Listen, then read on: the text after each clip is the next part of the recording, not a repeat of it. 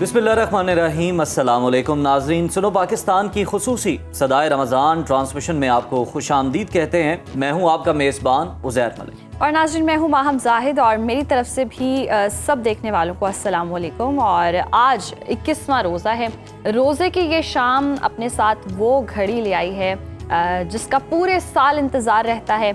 आज से अशरा निजात का आगाज़ हो चुका है। रमज़ानुल मुबारक का वो आखिरी और अहम तरीन मरहला जिसके बारे में खुशखबरी दी गई है कि ये जहन्नुम की आग से खल्लासी और रब्बे ज़ुल जलाल की ख़ास रज़ा का अशरा है।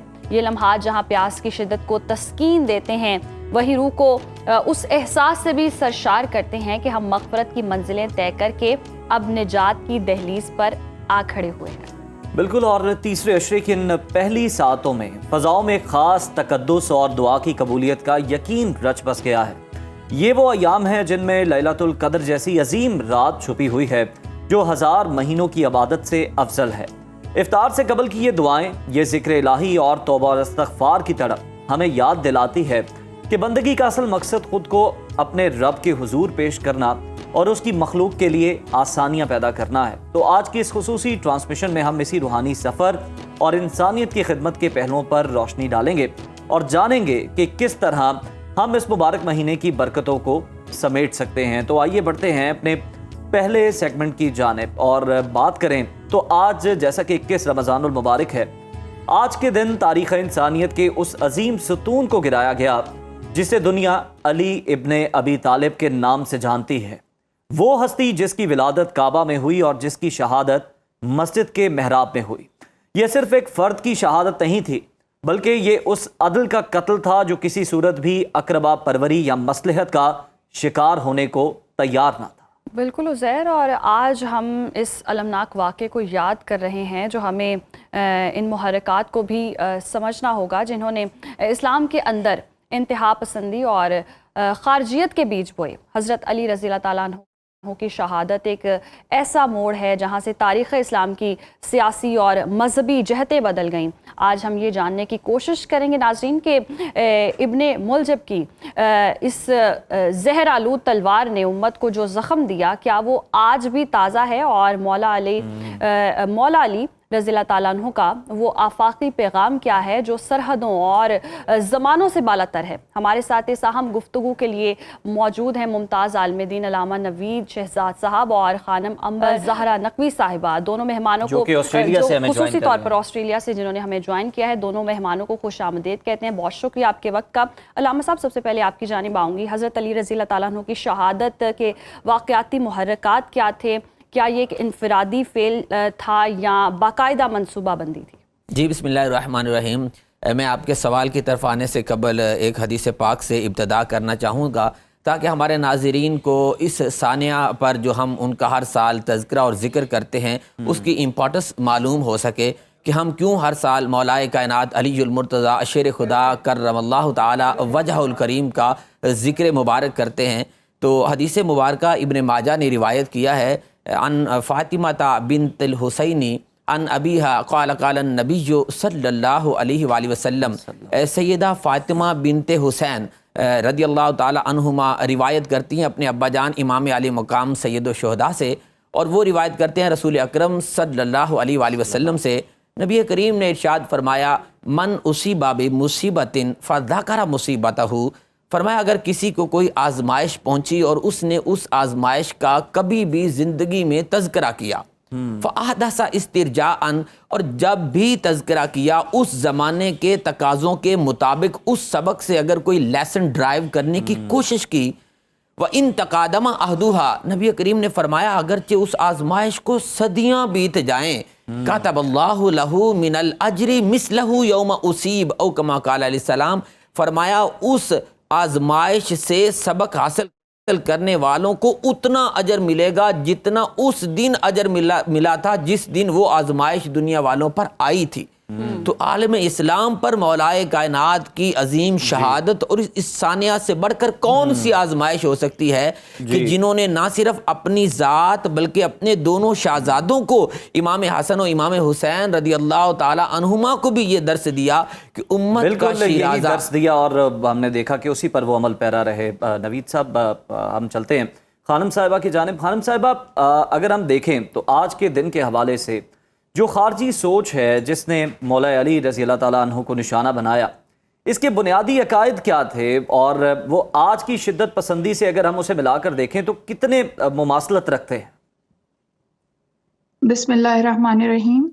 जी, जो खारजियत है उसका आगाज़ शिद्दत पसंदी और तकफीरियत से है कि एक्सट्रीमिज़म की जो सोच है कि अगर अल्लाह की इबादत है तो वो भी एक्सट्रीमिज़म के साथ है, और उन चीज़ों को कि जिन्हें वो सही समझते हैं उसे सब पे नाफिज करना और सब पे तकफीरियत यानी कुफ्र के फतवे लगाना।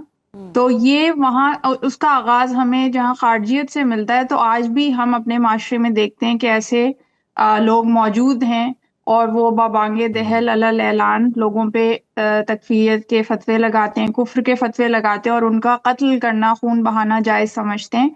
तो यही खारजियत की हमें चीज़ें नज़र आती हैं कि जो हज़रत अली अलैहिस्सलाम के दौर में अपने उरूज पे थीं, और वैसे वो बहुत इबादत गुजार थे कि उनकी हज़रत अली ही का जुमला है कि ये वो थे कि जिनकी इबादतें देख देख कर लोग सहमे जाते थे और इनके माथों पे सिजदे के निशानों से गड्ढे पड़े हुए थे और इनके पैर सूज जाते थे रात को क़याम की हालत में खड़े खड़े, और इनकी तिलावत कुरान ऐसी होती थी कि लोग गौर से सुना करते थे, इतने अच्छे लहन में पढ़ते थे। लेकिन शिद्दत पसंदी ऐसी कि जो हामला औरतों के पेट चाक करके बच्चों को निकाल के ज़िबा कर दिया करते थे, और कि अगर बात नहीं मानी जा रही और जो मुसाफिर हैं उन्हें रोक के और कत्ल कर देना। और इसी तरह जैसे आज हम देखते हैं कि वो रोकते हैं, शनाख्ती कार्ड देखते हैं, नाम देखते हैं और कहते हैं कि तुम्हारा अकीदा क्या है, और अगर वो अकीदा उससे मुमासलत नहीं रखता कि जो उनके अकायद हैं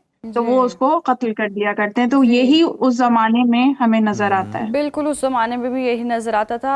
अलामा साहब, आपकी जानिब आऊँगी। मौला अली रज़ी अल्लाह ताला अन्हु ने फितनों से मुतालिक जो पेश गोइयाँ की, उनका शहादत के वाक़े से क्या रब्त है? जी, बहुत गहरा ताल्लुक है इस हवाले से कि मौला कायनात का अपना फरमान है। आपने फरमाया लोगों पर एक ज़माना आएगा कि जब हक और बातिल की तमीज़ करना मुश्किल हो जाएगा। तो आप देखें, ये जो खारजियत की सोच थी कि वो हर चीज़ को बिलखुसूस कुरान और सुन्नत की आयात को ज़ाहिरी तौर पर मिस इंटरप्रेट करते थे, यानी उसकी इंटरप्रिटेशन के अंदर वो अपना मकसद, मज़मूम, ज़ाती मफाद को दाखिल कर लेते और जिसकी वजह से उम्मत मुस्लिमा को नाकाबिल तलाफ़ी नुकसान पहुँचा।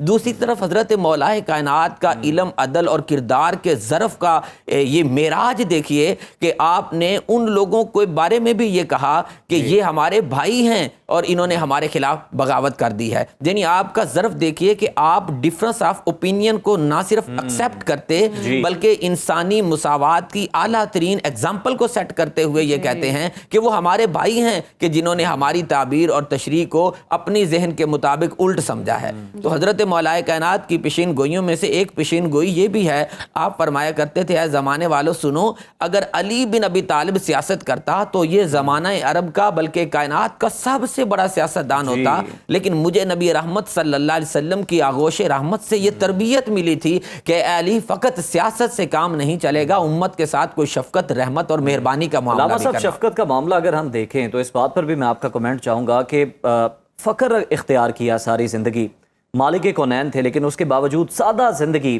क्या इसमें हिकमत थी, क्या पैगाम देना मकसूद था? सर देखें, फ़क्र क्यों ना इख्तियार करते कि जिस ज़ाते मुक़द्दस की घुट्टी से पहली खुराक बनी वो इस कायनात के सबसे बड़े जो है वो फ़क्र इख्तियार करने वाले, फ़क्र इख्तियारी करने वाले रहमत कौनैन और मालिक कायनात हैं। तो मौला अली की तो वो हस्ती है कि जिनको लम्हा लम्हा रसूलुल्लाह की आगोश तरबियत से इस अजीम मकसद के लिए कि उम्मत के लिए शफ़क़त, मेहरबानी और रिफ़त को इख्तियार किया जाए तैयार किया गया था। तो जिनकी तरबियत रसूलुल्लाह सल्लल्लाहु अलैहि वसल्लम ने फरमाई हो, उनका तो ये आलम हो जाता है कि युतइमून अत्ताअम अला हुब्बिही, कि वो अल्लाह की मोहब्बत में मस्कीन, यतीम और आसीर को अपना हिस्सा भी दे देते हैं। यानी इफ्तार के वक्त अल्लाह की मोहब्बत में, यानी उनकी ये ख्वाहिश नहीं होती कि मैं लोगों में सखी गर्दाना जाऊं, लोग ये समझें कि ये बड़ा फक्र इख्तियार करते हैं और ये बहुत ज्यादा, यहाँ तक कि इतनी सखावत के जो अपनी जरूरत का था वो भी किसी और को दे दिया अगर किसी ने मांगा। अब जब हम मौला अली की शान पर बात कर रहे हैं और बड़ी हकीर सी कोशिश कर रहे हैं कि किसी तरह बयान कर सके, तो स्टूडियोज़ में खानम साहब आपकी जानिब भी आएंगे, लेकिन स्टूडियोज़ में ज़िशान आरिफ भट्ट साहब हमारे साथ मौजूद हैं और हम चाहेंगे कि आज के दिन की मुनासबत से हम उनसे कोई कलाम सुने। ज़िशान, आपको खुश आमदीद कहते हैं सदाए रमज़ान में। बिस्मिल्लाह, क्या सुनाएंगे? जी, मनकबत के चंद अशार मौलाए कायनात। मंजर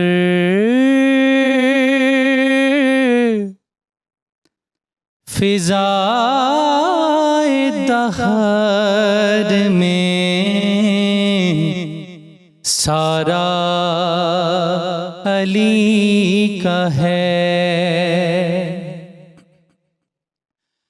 मंजर फिज़ाए दहर में सारा अली का है।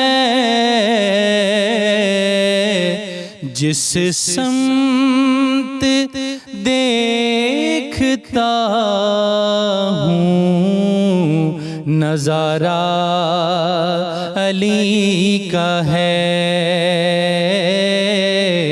जिस समत देखता हूँ नज़ारा अली का है। मरहब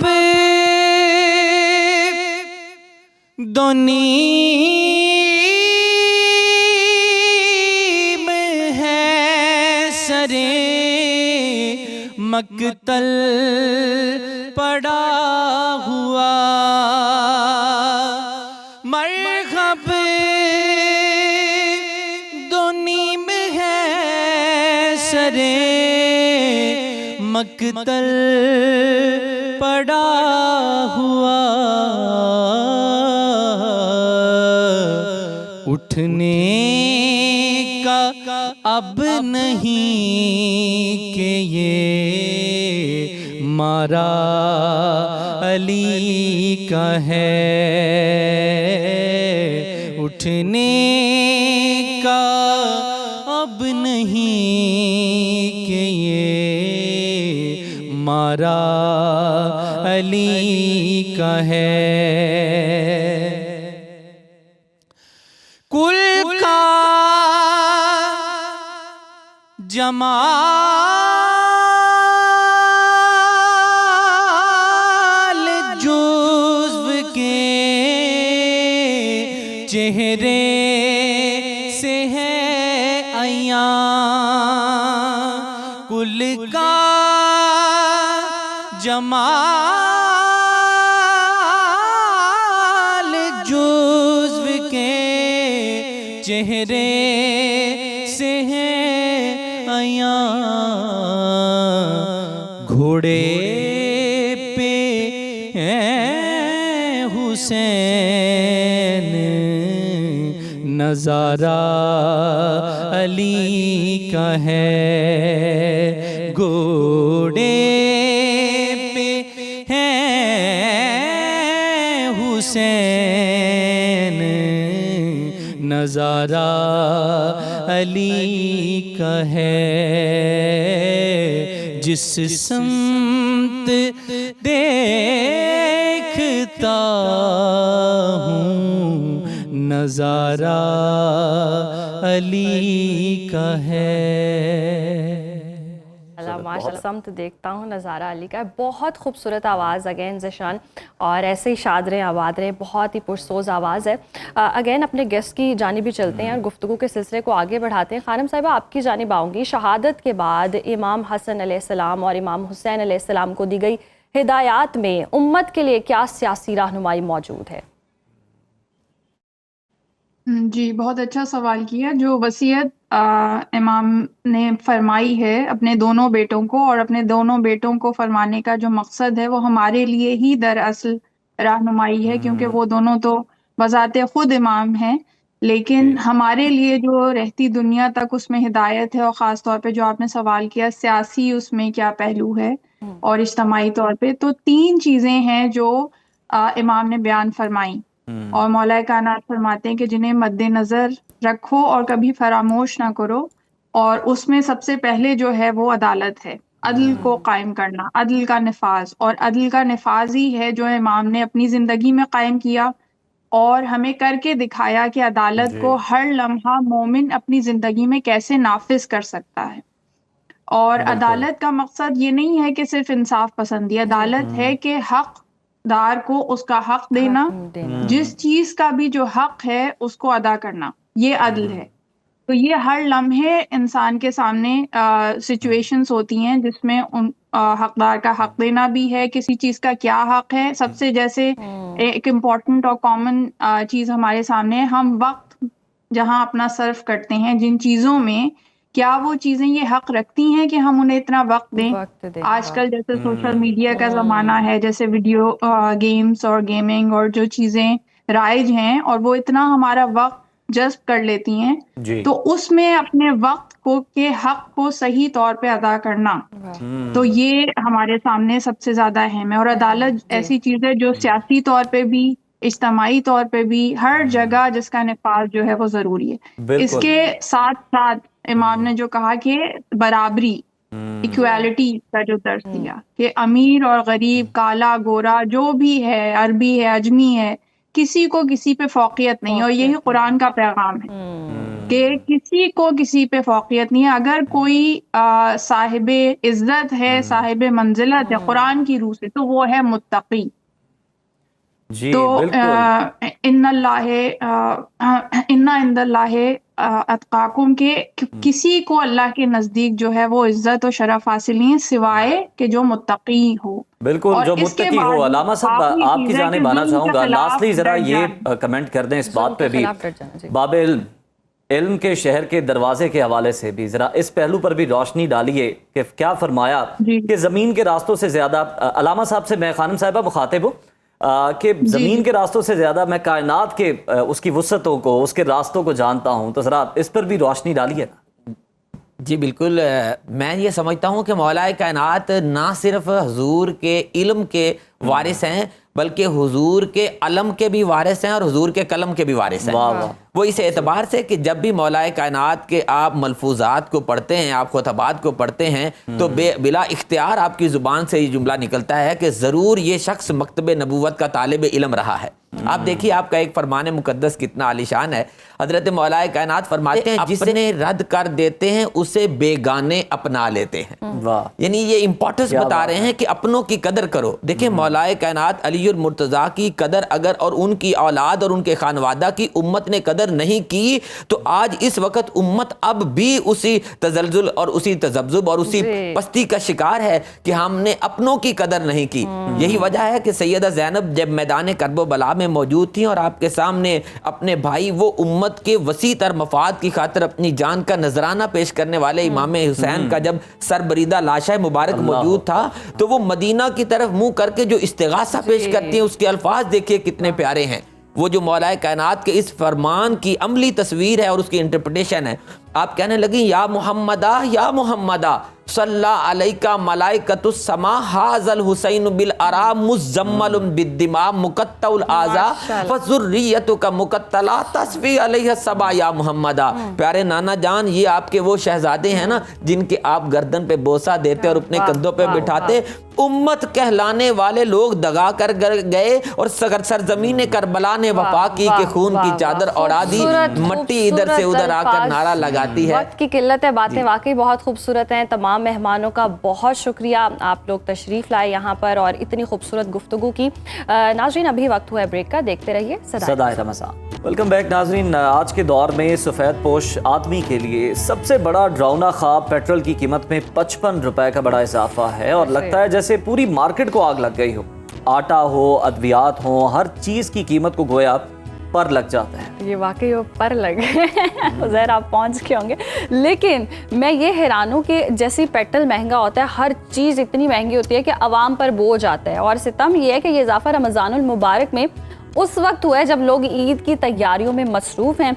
कराची से लाहौर और इस्लामाबाद तक हर शहर की मंडी का अहवाल मुख्तलिफ मगर दर्द से भरा हुआ है। लोग अब शॉपिंग मॉल्स में कपड़े नहीं देख रहे हैं बल्कि अपनी जेब और पेट्रोल के नर्ख देख रहे हैं। और ये वाकई हकीकत है। क्या वाकई ये महंगाई सिर्फ आलमी मंडी की वजह से है या इसमें हमारे मुकामी मुनाफाखोरों का भी बड़ा हाथ है? इसी पर बात करने के लिए हमारे साथ ब्यूरो चीफ कराची शोएब बरनी और ब्यूरो चीफ लाहौर अरसलान भट्टी भी मौजूद होंगे। उन दोनों जो हमारे ब्यूरो चीफ्स हैं उनसे गुफ्तगू भी करेंगे। दोनों हमारे साथ मौजूद है। बहुत शुक्रिया आप दोनों के वक्त का। शोएब बरनी, आपकी तरफ आऊँगी सबसे पहले। तो कराची जैसे तिजारती मरकज़ में जहाँ से पूरे मुल्क की सप्लाई लाइन जुड़ी है, वहाँ माल बर्दारी के बढ़ते हुए अखराजात मुल्क भर की महंगाई को कैसे मुतासर कर रहे हैं? जी देखें, जिस तरह से रमज़ानुल मुबारक का आखिरी अशरा है तो वैसे ही आपको पता है लोगों के ऊपर ईद शॉपिंग का दबाव होता है और उसमें ये जो 55 रुपए लीटर पेट्रोल महंगा हुआ है और इसके साथ जो एलपीजी की कीमतें हैं उनमें तकरीबन 80 रुपए तक पिछले एक हफ्ते में इजाफा हो चुका है। जो 280 रुपए एलपीजी फी किलो मिलती थी, 270 रुपए, वो 350 से ऊपर इस वक्त चली गई है।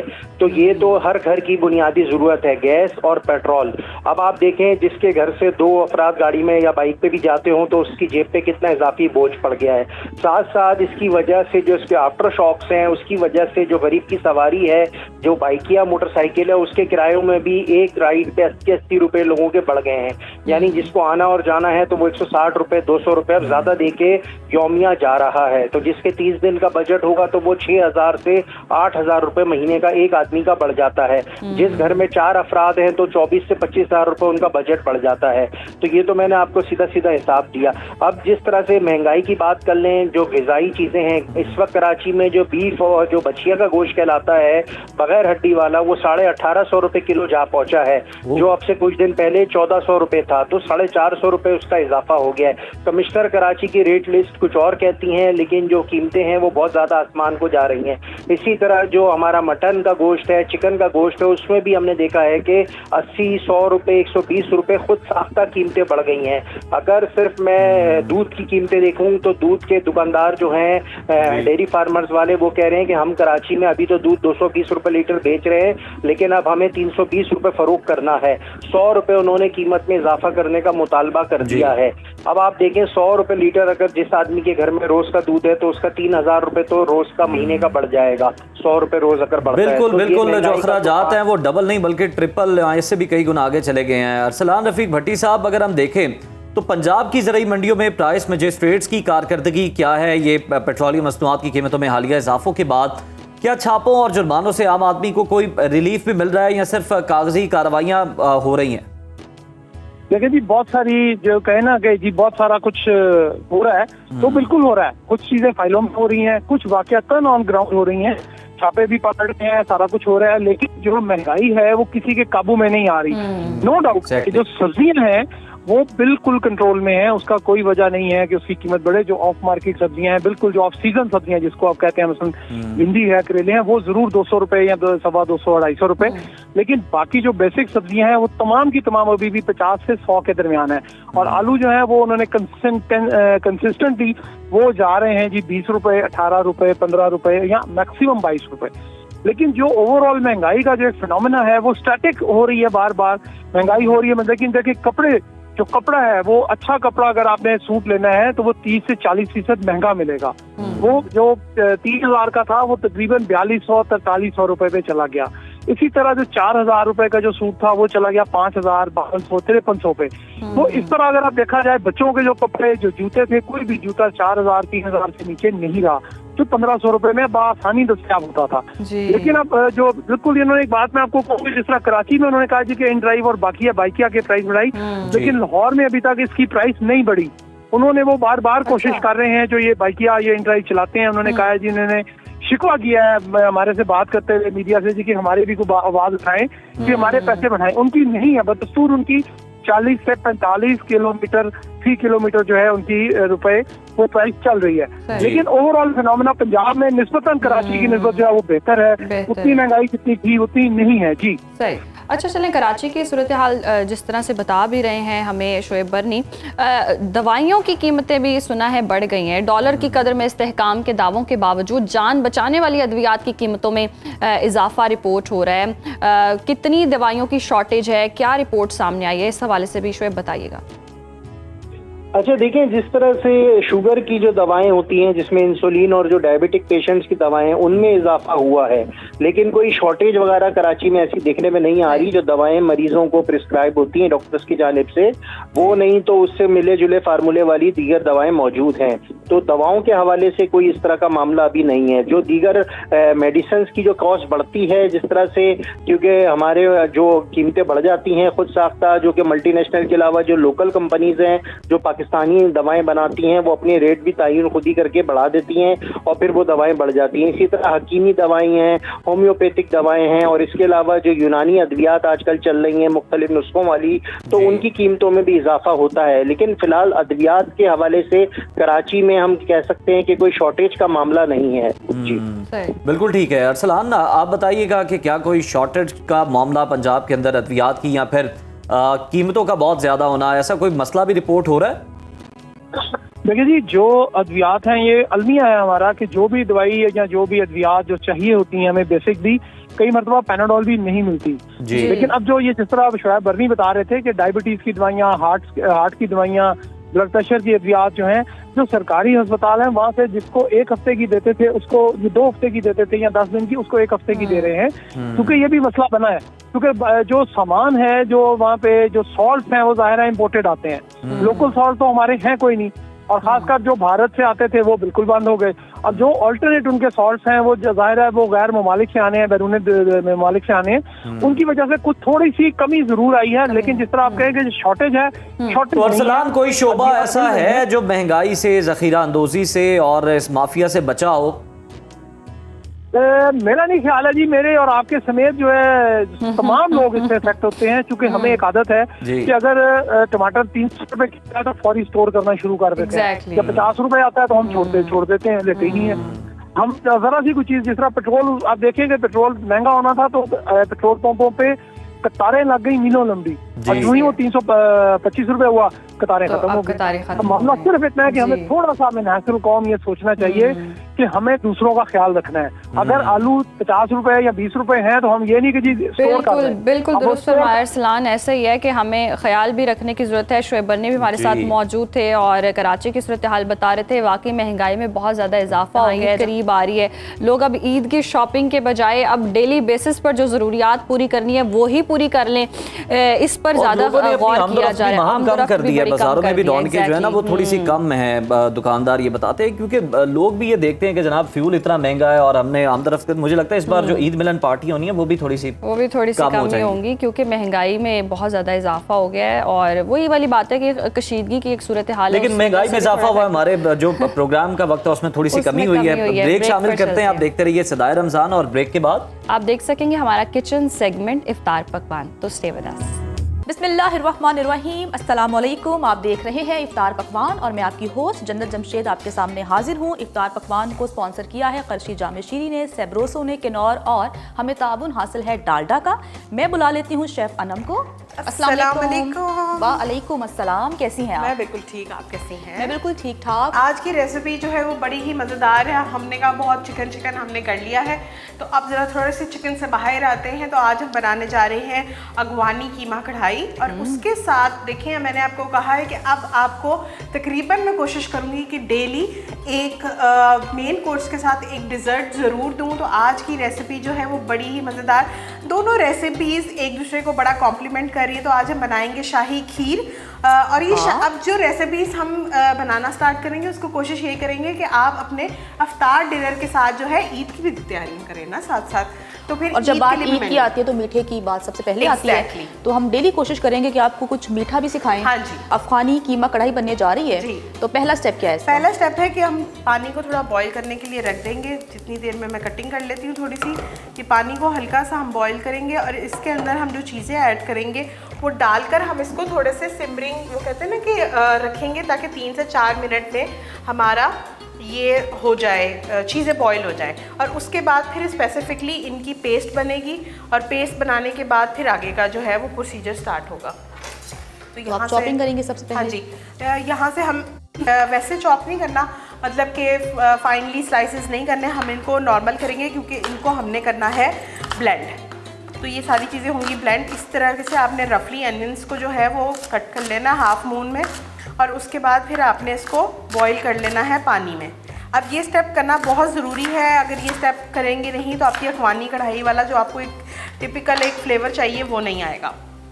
अच्छा, तो ये दिस इज समथिंग डिफरेंट। जी बिल्कुल। सबसे पहले जो प्याज है उसे आप प्याज पानी को में आप डालेंगे, करेंगे पानी में बॉईल करेंगे, तकरीबन 3 से 4 मिनट के लिए हम इसको बॉईल करेंगे, और उसके साथ ही हम इसके अंदर ऐड कर देंगे जिंजर गार्लिक का पेस्ट।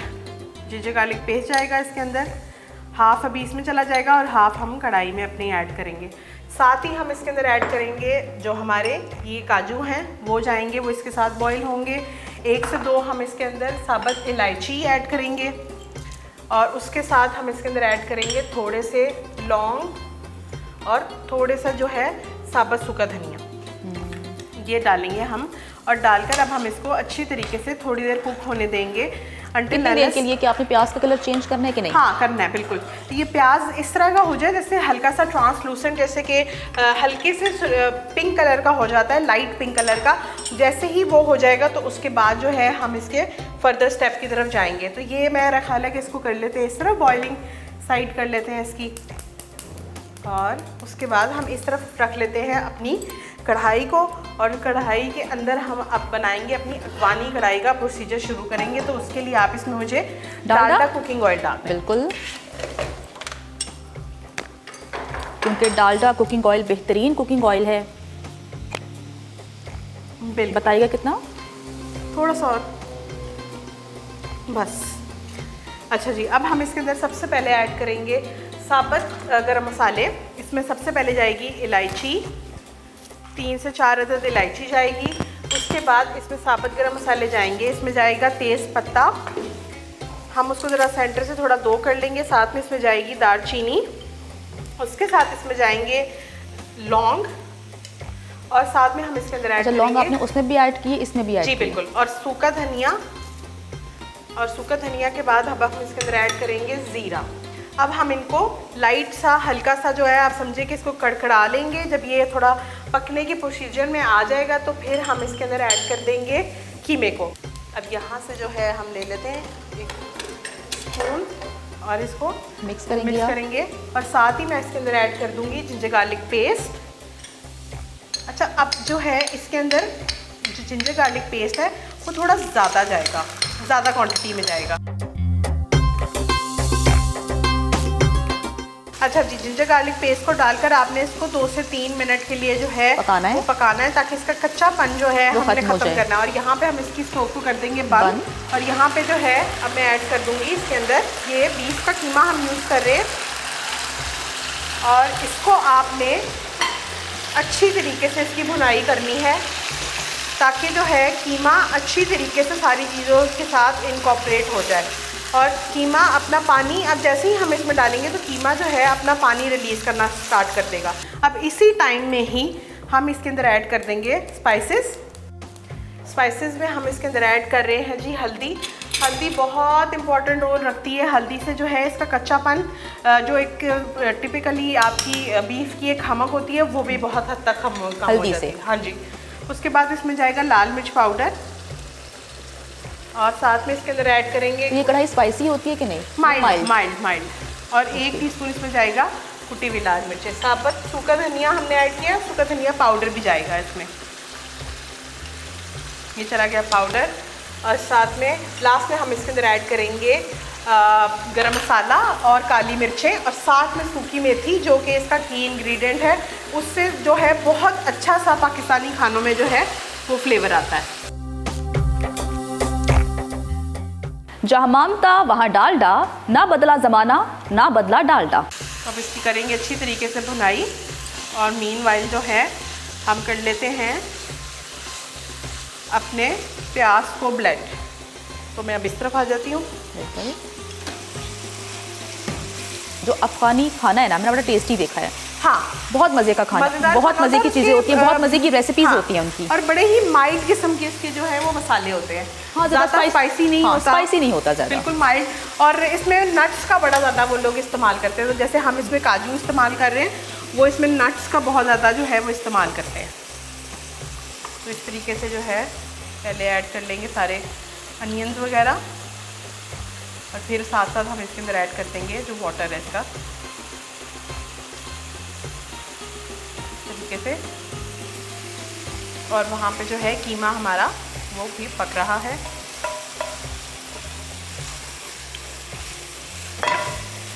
जन्नत, अगर आप मुझे थोड़ा सा पानी अगर और दे देंगी तो मैं फिर इसको कर लूँगी ब्लेंड। डालते हैं आप इसमें पानी, कितना, बस। अब इतने ही पानी के अंदर बेसिकली हमारे जो है वो कीमा भी गल जाएगा और हमारे बड़े अच्छे से जो है ये भी मसाला भी जो है वो बन जाएगा, हो जाएगा।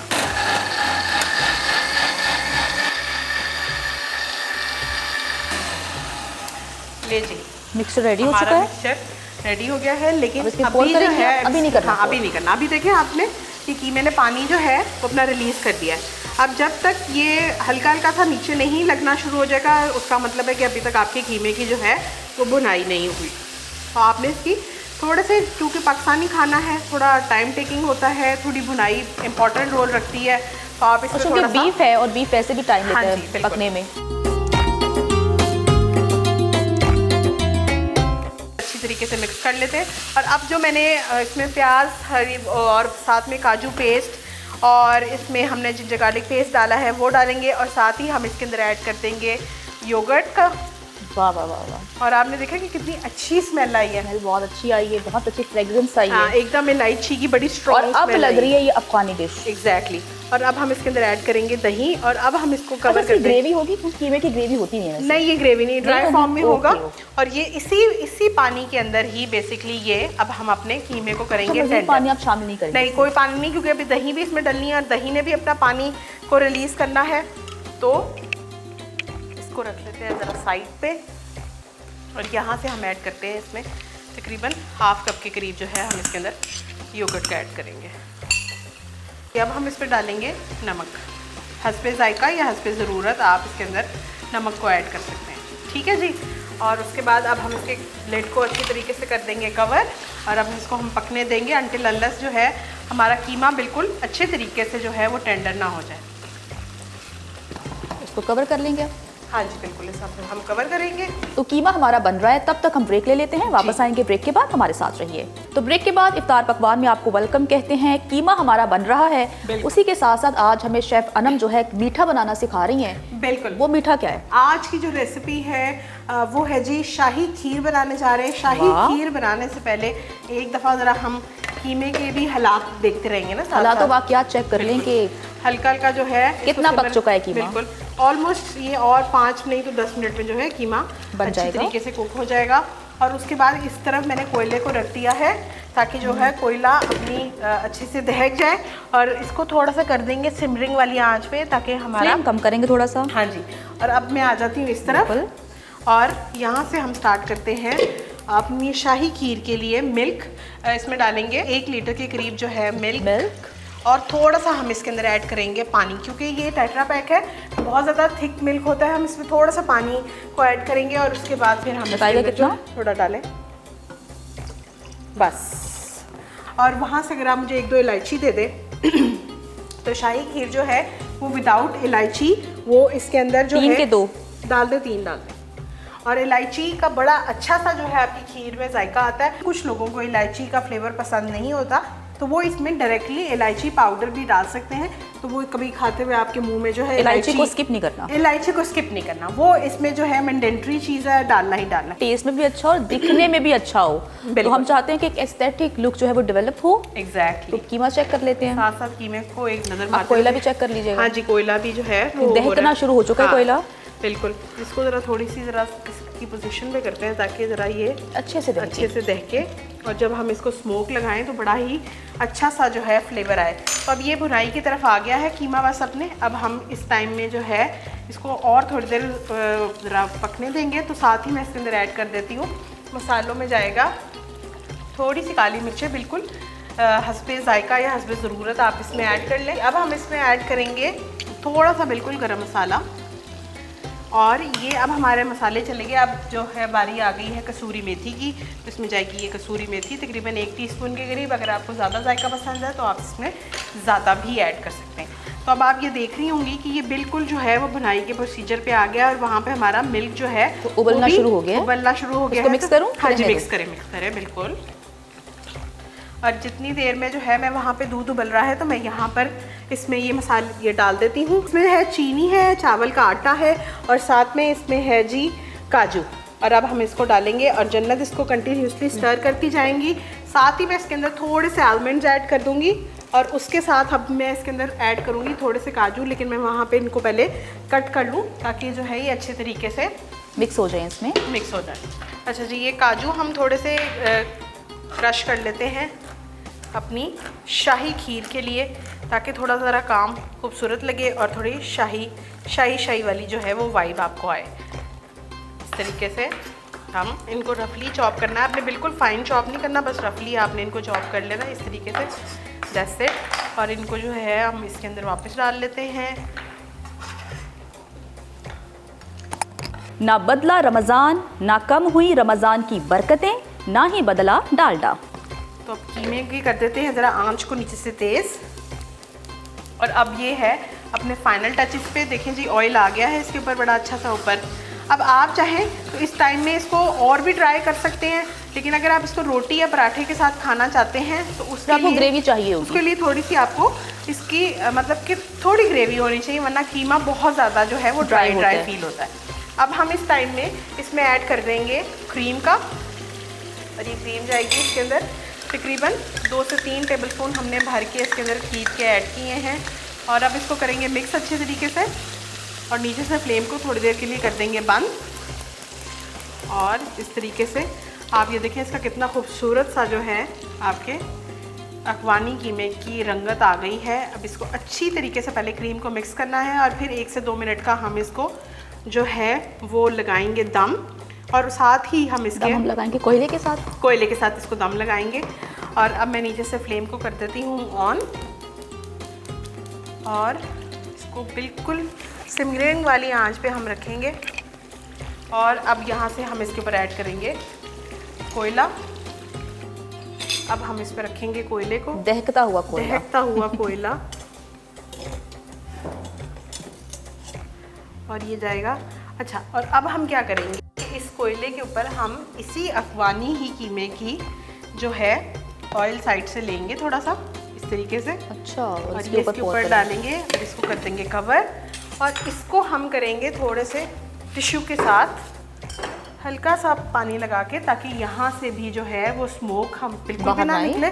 और नीचे से फ्लेम को कर देंगे ऑन। तो अब ये लग गया है दम पर। वाह,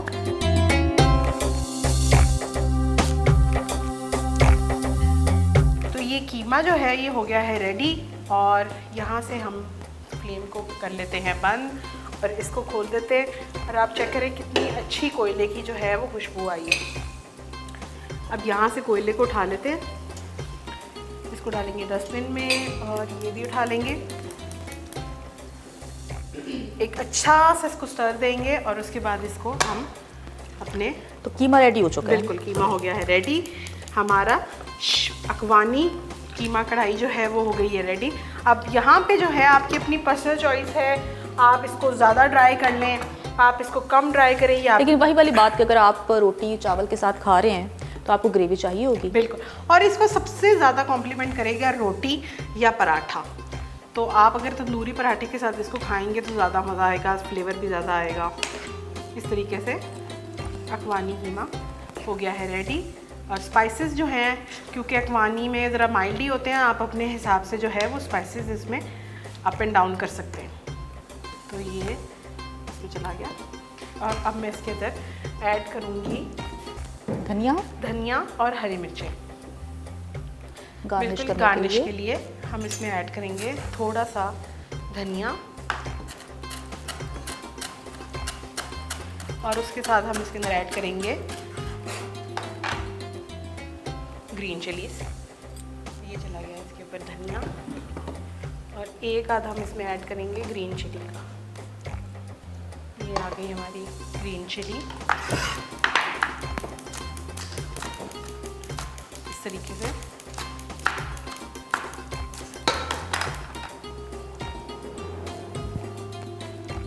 ये चली गई है इसके अंदर ग्रीन चिली। तो अफगानी कीमा कढ़ाई रेडी हो चुकी है। अफगानी कीमा कढ़ाई रेडी हो इसको गई हमने है। गार्निश भी कर लिया है, बहुत बिल्कुल। खूबसूरत लग रहा है कीमा। और अब हम आ जाते हैं इस तरफ खीर की तरफ। खीर की तरफ। इसकी फ्लेम को कर लेंगे थोड़ा सा तेज। और अब हम इसके अंदर ऐड करेंगे क्रीम को ऐड करेंगे इसके अंदर। और क्रीम के लिए हमें फ्लेम को करना पड़ेगा बंद, और फिर हम क्रीम ऐड करेंगे और उसके साथ ही हम इसके अंदर साथ ही फ्लेम को मिक्स करने के बाद फ्लेम को कर लेंगे ऑन। और ये देखिए इस तरीके से, तो ये थोड़ी सी जो है ठीक हो गई है, ठीक हो गई है। तो अब हम इसको जो है 4 से 5 मिनट और पकने देंगे, ताकि अच्छी तरीके से जो क्रीम के इसमें लम्स हैं वो अच्छी तरीके से इसमें जो है वो डिज़ोल्व हो जाए। और उसके बाद फिर हम इसके अंदर थोड़े से, मैं इस वक्त काजू ऐड करूँगी इसके अंदर, बाकी जो है हम इसकी टॉपिंग करेंगे। ये चले गए हैं काजू। काजू मैंने पहले भी इसमें ऐड किए थे, लेकिन अब जो है थोड़े से हम इसमें और ऐड करेंगे। तो शाही खीर हमारी रेडी हो चुकी है। अब प्लेटिंग करेंगे हम। हाँ जी, तो मैं ले आती हूँ प्लेट। तो आप मुझे दे दें एक अदद बाउल, और इसको रख लेते हैं इधर। और इसके अंदर अब हमारी जाएगी शाही खीर। और शाही खीर में जितना मर्जी आप शाही डालें, आपकी अपनी मर्जी है। आपके जितने बजट भी के ड्राई ऊपर फ्रूट्स डिपेंड आप इसमें शामिल करेंगे उतना ही टेस्ट इन्हेंस होगा, बिल्कुल और उतनी ही मज़ीद शाही होगी ये। बिल्कुल। तो अब हम इसमें ऐड करेंगे आलमंड्स को, और भर भर के डालेंगे ज़रा आलमंड्स, पता तो चलेगी हमने शाही खीर बनाई है, कंजूसी से नहीं बनाई। और उसके बाद हम इसके अंदर ऐड करेंगे जो हमने काजू इसमें डाले थे। बेसिकली जो है आप इसे कह लें कि ये काजू खीर हमने रेडी की, क्योंकि काजू का जो क्वांटिटी है हमने थोड़ी ज़्यादा डाली है। और आप इसको एंजॉय करें। आज की हमारी इसी के साथ हमारी दोनों रेसिपी जो हो गई हैं रेडी, जिसमें आज हमने बनाया था अफगानी कीमा कढ़ाई, और उसके साथ हमने बनाए थे बहुत ही मज़ेदार किस्म की शाही खीर। और दोनों डिशेस रेडी हो चुकी हैं। यकीनन आपको पसंद आई होंगी। अपने घरों में ट्राई कीजिएगा और हमें फीडबैक लाजमी दीजिएगा। मुझे जन्नत जमशेद और शेफ़ अनम को दीजिए इजाज़त। कल फिर आपसे मुलाकात होगी, तब तक के लिए खुदा हाफिज़।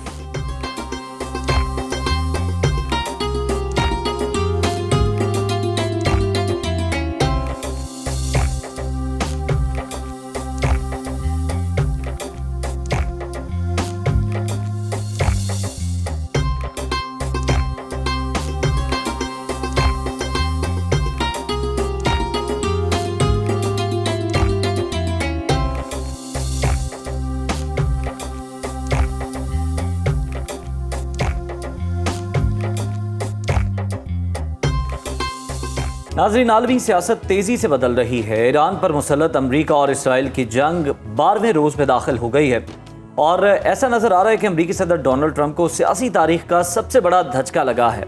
इसराइल फर्स्ट की पॉलिसी और ईरान पर यलगार अब हम देख रहे हैं कि असर दिखा रही है, और तालिबात के स्कूल पर अमरीकी मिसाइल से हमला और उसके दिफा में ट्रंप का झूठ अब अमरीकी मीडिया ही एक्सपोज कर रहा है। वहीं ईरान की जवाबी कार्रवाइयां अमरीका और इसराइल के लिए दर्दे सर बनी हुई हैं। वो मुशीर जो चंद दिन पहले तक जंग के ढोल बजा रहे थे, शादियाने बजाए जा रहे थे, अब खामोशी से वापसी का रास्ता तलाश कर रहे हैं। बिल्कुल ऐसा ही है। मामला सिर्फ बयानात का नहीं है, बल्कि ग्राउंड पर होने वाली तबाही का है। ईरान ने कतर, कुवैत और इराक में अमरीकी अड्डों को निशाना बनाकर ये साबित कर दिया है कि ये 1990 की दिहाई का अमरीका नहीं रहा जो यकतरफा कार्रवाई कर सके। दूसरी तरफ नाज़रीन, अमरीकी आवाम की अक्सरियत इस जंग के ख़िलाफ़ है, और तेल की कीमतों ने जो बाइडन के बाद ट्रंप के लिए भी मुआशी चैलेंजेस खड़े कर दिए हैं। क्या ये जो ऑपरेशन एपेक फ्यूरी वाकई अपने इख्तिताम के करीब है, या ये किसी बड़े तूफ़ान से पहले का सुकून है? इसी पर बात करने के लिए हमारे साथ माहिर दिफाई उमूर major general retired Zahid Mahmood साहब मौजूद हैं। बहुत शुक्रिया जनरल साहब आपके वक्त का। सदाए रमज़ान में आपको वेलकम कहते हैं। अमरीकी सदर ट्रंप ने ईरान पर हमले की जिम्मेदारी अपने मुशीरों पर डाल दी है, और वज़ीर दिफा अगर हम देखें पीट हेग्सेथ या उन पर डाल दी है। इतना बड़ा यू टर्न क्यों लेना पड़ा? क्या अमेरिका को जो नुकसान हुआ वो इससे कहीं ज़्यादा है जो रिपोर्ट हो रहा है? जी बिस्मिल्लाहिर्रहमानिर्रहीम। Maham and Uzair, thank you very much for having me, और आपको भी रमज़ान मुबारक। देखिए अमेरिका का जो प्रेसिडेंट है, एक तो ट्रम्प के साथ जो अनप्रेडिक्टेबिलिटी का फैक्टर है, और he is not a statesman, typical statesman United states of America में रहे। लेकिन जो भी प्रेसिडेंट अमेरिकन वॉर के साथ मुंसलिक रहा है, उन्होंने, मैंने नोट किया, हम सब ऑब्जर्व भी करते रहते हैं कि वो कहीं ना कहीं एक विंडोज रखते जरूर हैं इंटरनल फ्रंट पे भी, कि जी reasons for the failures. Afghanistan के अंदर हमने उनको बहुत सारे मिलिट्री जनरल्स को सैक करते देखा। यहाँ पे एक मैक्रिस्टल थे, जनरल मैक्रिस्टल, उन्होंने एक दफा स्टेटमेंट कुछ इस तरह की जारी कर दी, उनको फिर सैक कर दिया गया। इसी तरीके से politicians with in their own system भी अपनी एग्जिट्स रखते हैं, ताकि एक रीजंस लेकर वो अवाम तक जा सकें कि क्या रीजंस इस वॉर के शुरू होने के, और क्या मुहर्रकात है कि हम इनमें से बाहर अगर जाना चाहते हैं। And outside as well, outside में वो डिप्लोमेसी में अपने फ्रेंड्स को, डिफरेंट ऑर्गेनाइजेशंस को, डिफरेंट कंट्रीज को मोबिलाइज करते हैं, स्क्रैम्बल करते हैं, ताकि एग्जिट फ्रॉम द वॉर की विंडोज निकाली जाए। जरूरी तो नहीं है, जैसे कि हमने वॉर भी शुरू होने से पहले कहा कि initiation of conflict is not a big issue. वो छोटा मुल्क भी शुरू कर सकता है, बड़ा ताकतवर मुल्क भी शुरू कर सकता है। Main thing is who will be the ending the war. Notion of victory कौन at the end of the day लिखेगा, वो आपके कंट्रोल में नहीं है। तो वो बड़े मुल्कों को भी शिकस्त होती है। अच्छा, अमेरिका की तो हिस्ट्री देख ले वहां, अगर आप देखेंगे वियतनाम वॉर में प्रेसिडेंट जॉनसन ने जो शुरू किया, वो भी इसी तरह थ्रेट किया करते थे, we will take you to the stone age. Afghanistan देख लें, बुश की वॉर देख लें, फिर ओबामा साहब ने एग्जीक्यूट की, फिर यहाँ पे आके ट्रम्प साहब आ गए। तो eight the end of the day Iraq देख लें, अफगानिस्तान देख लें, वियतनाम देख लें, और आप ईरान देखिएगा कि ये क्यास के अलावा और maximum what they will achieve is क्यास। अच्छा, फिर फ्लोटिंग इनके पॉलिटिकल ऑब्जेक्टिव्स मुझे तो अमेरिका के क्लियरली नजर आ रहे। कभी regime change, regime collapse, nuclear missiles, Iran की आवाम। तो कहीं जब पॉलिटिकल गोल्स क्लियर ना हो, पॉलिटिकल एंड्स क्लियर ना हो, तो you can't have a military strategy. जो मेरी इतलात है उसमें जो यूनाइटेड स्टेट्स की मिलिट्री थी, और खासतौर पे सेंटकॉम के जो इनपुट थी, उसके मुताबिक क्लियरली उन्होंने बता दिया था कि रजीम चेंज हम जितना भी ऑपरेशन कर लें, इट्स नॉट पॉसिबल। फिर आपने देखा इंटेलिजेंस की जो रिपोर्ट्स आई हैं, वो तो हमारे सामने आ गई कि रजीम चेंज नहीं हो सकती। तो वहां से फिर उन्होंने फ्लक्चुएट किया, और अब वो कह रहे हैं कि जी स्टीव विटकॉफ ने या हैशटैग ने या जो कुशनर जो उनके सन इन लॉ है, ये जो डिस्कशंस कर रहे थे मार्क रूबियो, उस डिस्कशन से मुझे अंदाजा हुआ। फिर अंदाजों से आपने वॉर छेड़ दी, फिर आपने कभी पादरी बुला लेते हैं, कभी आपको रिलीजियस बिब्लिकल। बिल्कुल जाहिद साहब, ये जो रिपोर्ट्स आ रही हैं ये आईना दिखा रही हैं कि जनाब कोई रिजीम यहाँ पर चेंज नहीं हो सकती, बल्कि वो ज़्यादा मुत्तहद हो गए हैं अगर कोई इख्तलाफ था भी। सर, और भी जो रिपोर्ट है अमेरिका के अंदर से वो आ रही हैं कि जंग की अगर देखें तो 50% से ज़ायद अमरीकी जो हैं वो मुखालफत करते नजर आ रहे हैं। क्या ट्रम्प का ये यूटर्न उनके वोटर बेस को मुतमईन करने के लिए काफ़ी होगा मिड टर्म इलेक्शन में ट्रम्प के लिए? आप क्या मुश्किलात देख रहे हैं आने वाले दिनों?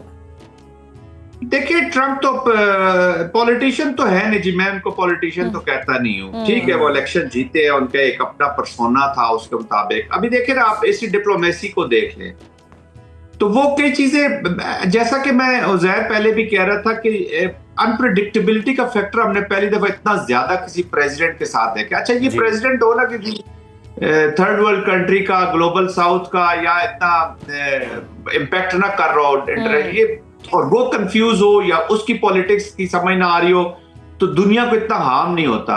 ये है president of United states of America. इसकी कंफ्यूजन पूरी दुनिया को इम्पैक्ट करती है। इसका क्यास पूरी दुनिया को इम्पैक्ट करता है। इसकी इनपुट, इसका bad decision, one decision creates a new whole strategic environment in certain regions, और कहां से कहां ले जा सकते हैं। देखिए ना, अभी ईरान का रिस्पांस जो है वो नेबरिंग कंट्रीज पे भी गया है, गल्फ पे भी गया है। आप उसको इजराइल के ऊपर तो जाना ही जाना था। अच्छा, इजराइल के अंदर एक और जंग उन्होंने छेड़ दी इसी डिसीजन मेकिंग की वजह से।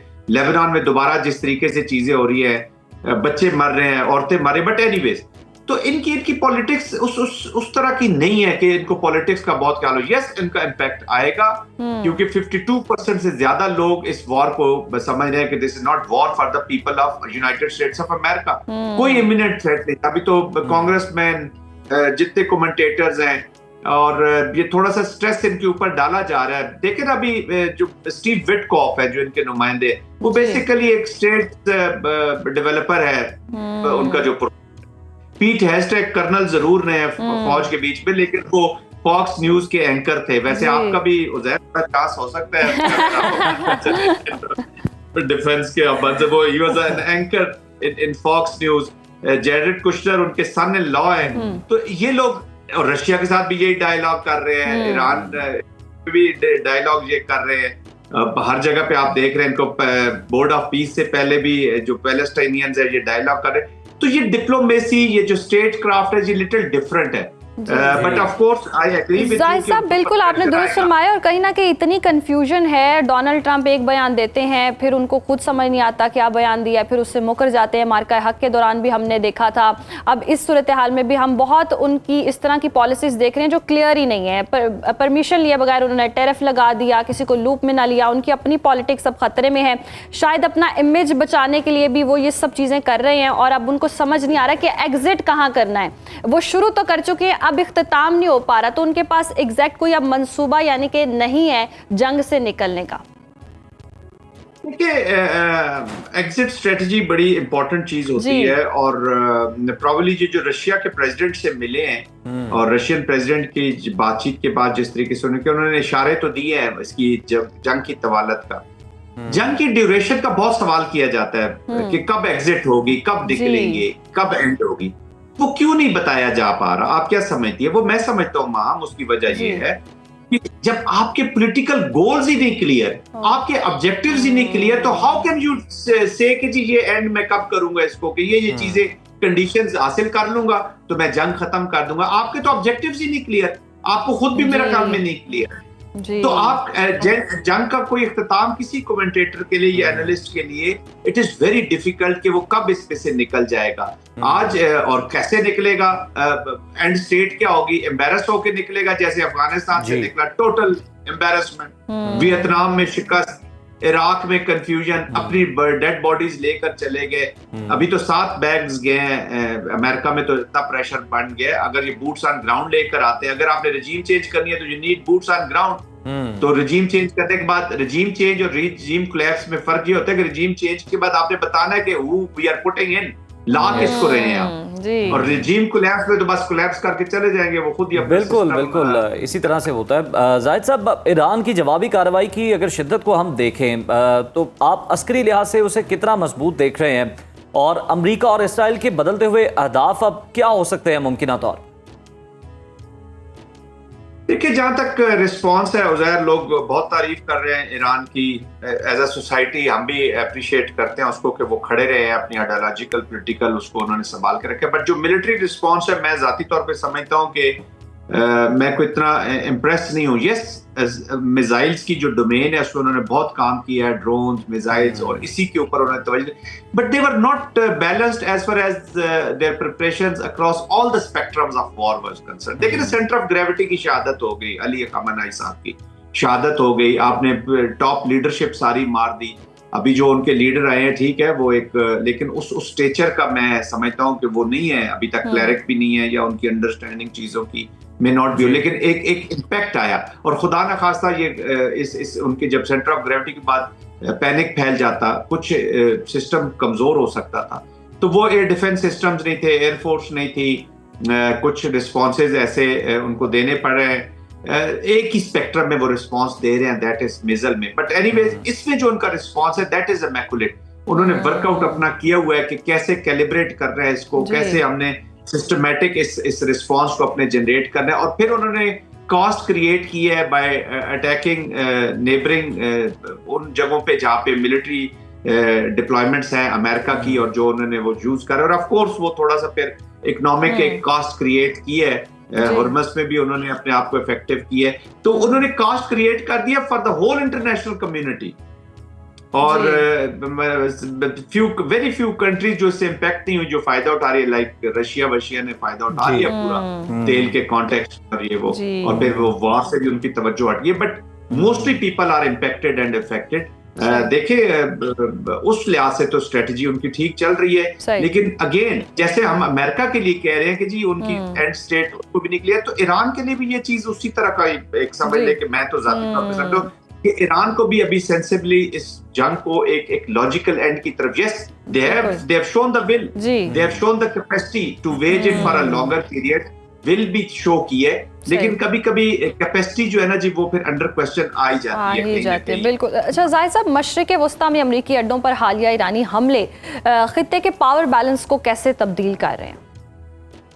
देखिए खित्ते का जो मैं तो एक नया मर्ज होता हुआ न्यू मिडल ईस्ट देख रहा हूँ। दो चीजें होने जा रही हैं जी जो मुझे अंदाजा थोड़ा सा लगा। एक तो ईरान के साथ ऑफ कोर्स रिलेशनशिप डैमेज होगा जी, डैमेज हुआ है, और ईरान का जो ट्रस्ट डेफिसिट है वो कायम, वो उसको दूर करना बड़ा मुश्किल, थोड़ा सा हार्ड होगा with the Arab countries. Even Saudi Arabia भी वो बड़ा रिस्ट्रेंट शो कर रहे हैं, और पाकिस्तान का बड़ा अहम रोल है इनको एक सर्टेन लेवल तक रखने में।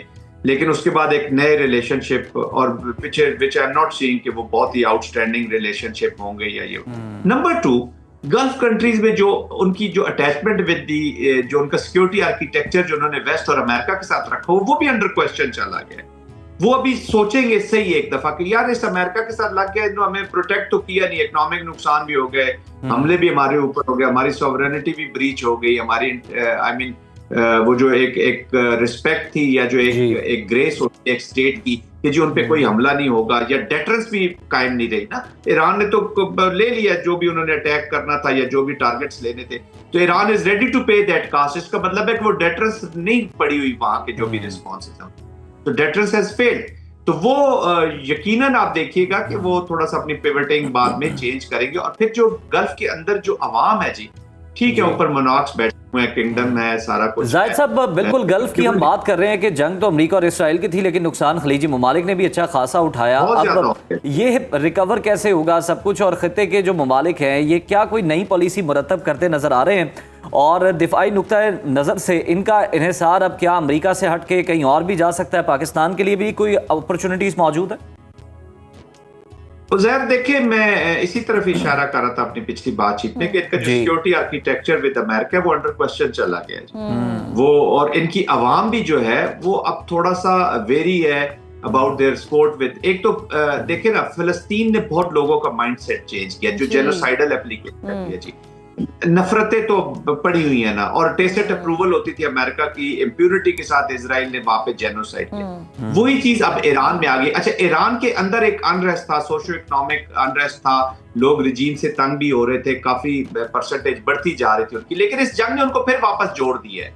वो सारा वो अपनी प्रोटेक्शन समझ, अब तो ईरान के लोग ये समझ बैठे हैं, बल्कि उन्हें समझ अभी आ गई है कि जितना हम जुड़ के रहेंगे इसी आइडियोलॉजिकल पॉलिटिकल बेस के दाएं बाएं, तो हम ज्यादा प्रोटेक्टेड होंगे, क्योंकि उनका जो रिजॉल्व है, जो रेजिस्टेंस है, वो उनको ज्यादा प्रोटेक्शन उस पर वो महसूस कर रहे हैं, तो वो फिर जुड़ेंगे, वापस उधर ही चले जाएंगे। आप देखिएगा कि वो चीजें नीचे लो रही होंगी। बट इसका ये मतलब नहीं है कि जो मुस्तकबिल की जो रजीम है ईरान की, वो अब जो डिप्रिविएशंस थी या जो इश्यूज थे इनको एड्रेस ना करें। आप ये नहीं हो सकता कि आप एक ही माइंडसेट के साथ चीजों को चलते। बिल्कुल सर, ईरानी अवाम की जो महरूमियां हैं, जो उनकी मुश्किलात हैं, जो महंगाई से वो तंग हैं, नए जो भी आएगा उसको इन चीज़ों को एड्रेस करना पड़ेगा ताकि जो अवाम है वो भी मुतमईन हो सके। लेकिन जंग के दौरान तो हमने यही देखा कि अच्छी बात यह है कि पूरी अवाम जो है वो मुत्तहिद नजर आई है। बहुत शुक्रिया, जाहिद साहब हमारे साथ मौजूद थे और इस अहम मामले पर अपना एनालिसिस दे रहे थे। अभी वक्त हुआ है ब्रेक का, देखते रहिए सदाए रमज़ान। वेलकम बैक नाज़रीन। और उज़ैर, ये हम अक्सर डिस्कस करते हैं कि ईद के लिए जी सब नए कपड़े जूते ख़रीदेंगे, तो उन लोगों का भी ख्याल रखना चाहिए जो ख़रीद नहीं सकते। उन बच्चों के लिए भी आप ज़रूर ऐसे कपड़े ख़रीदें जो अपने बच्चे के लिए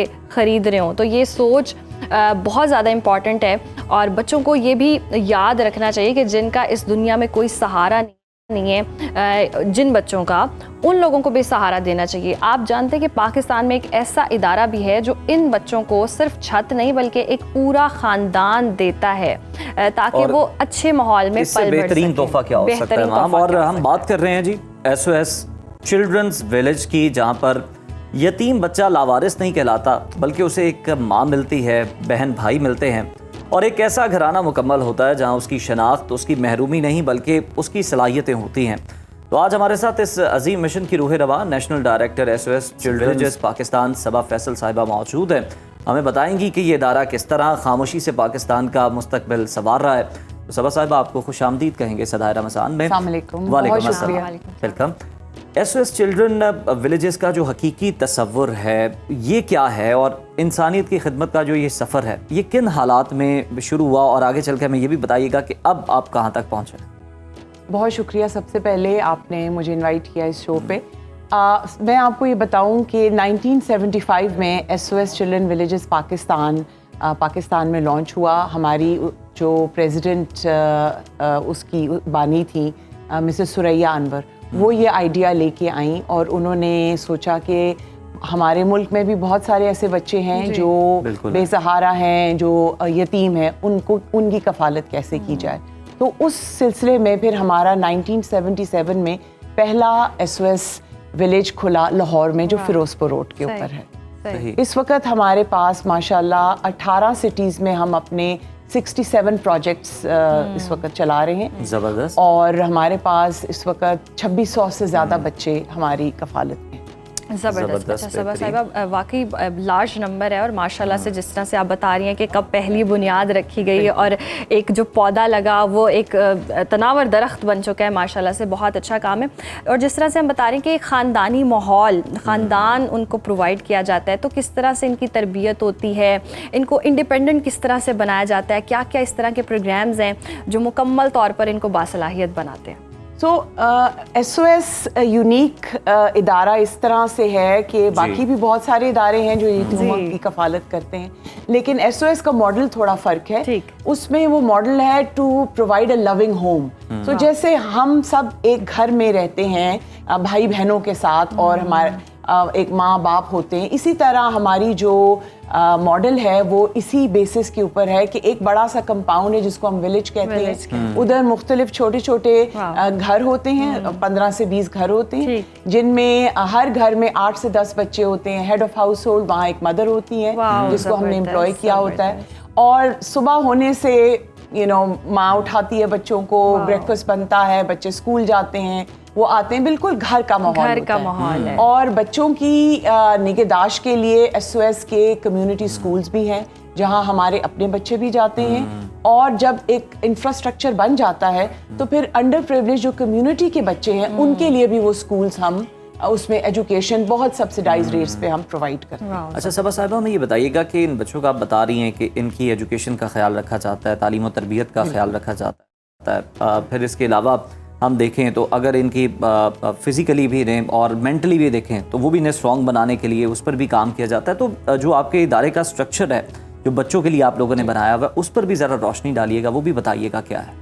जब बच्चा हमारे पास आता है एडमिशन के लिए तो सबसे फर्स्ट ऑब्वियसली उसका पूरी स्क्रूटनी होती है कि वेदर वो हमारे एडमिशन क्राइटेरिया पे है कि नहीं है। अच्छा, वो क्राइटेरिया वैसे क्या क्राइटेरिया है?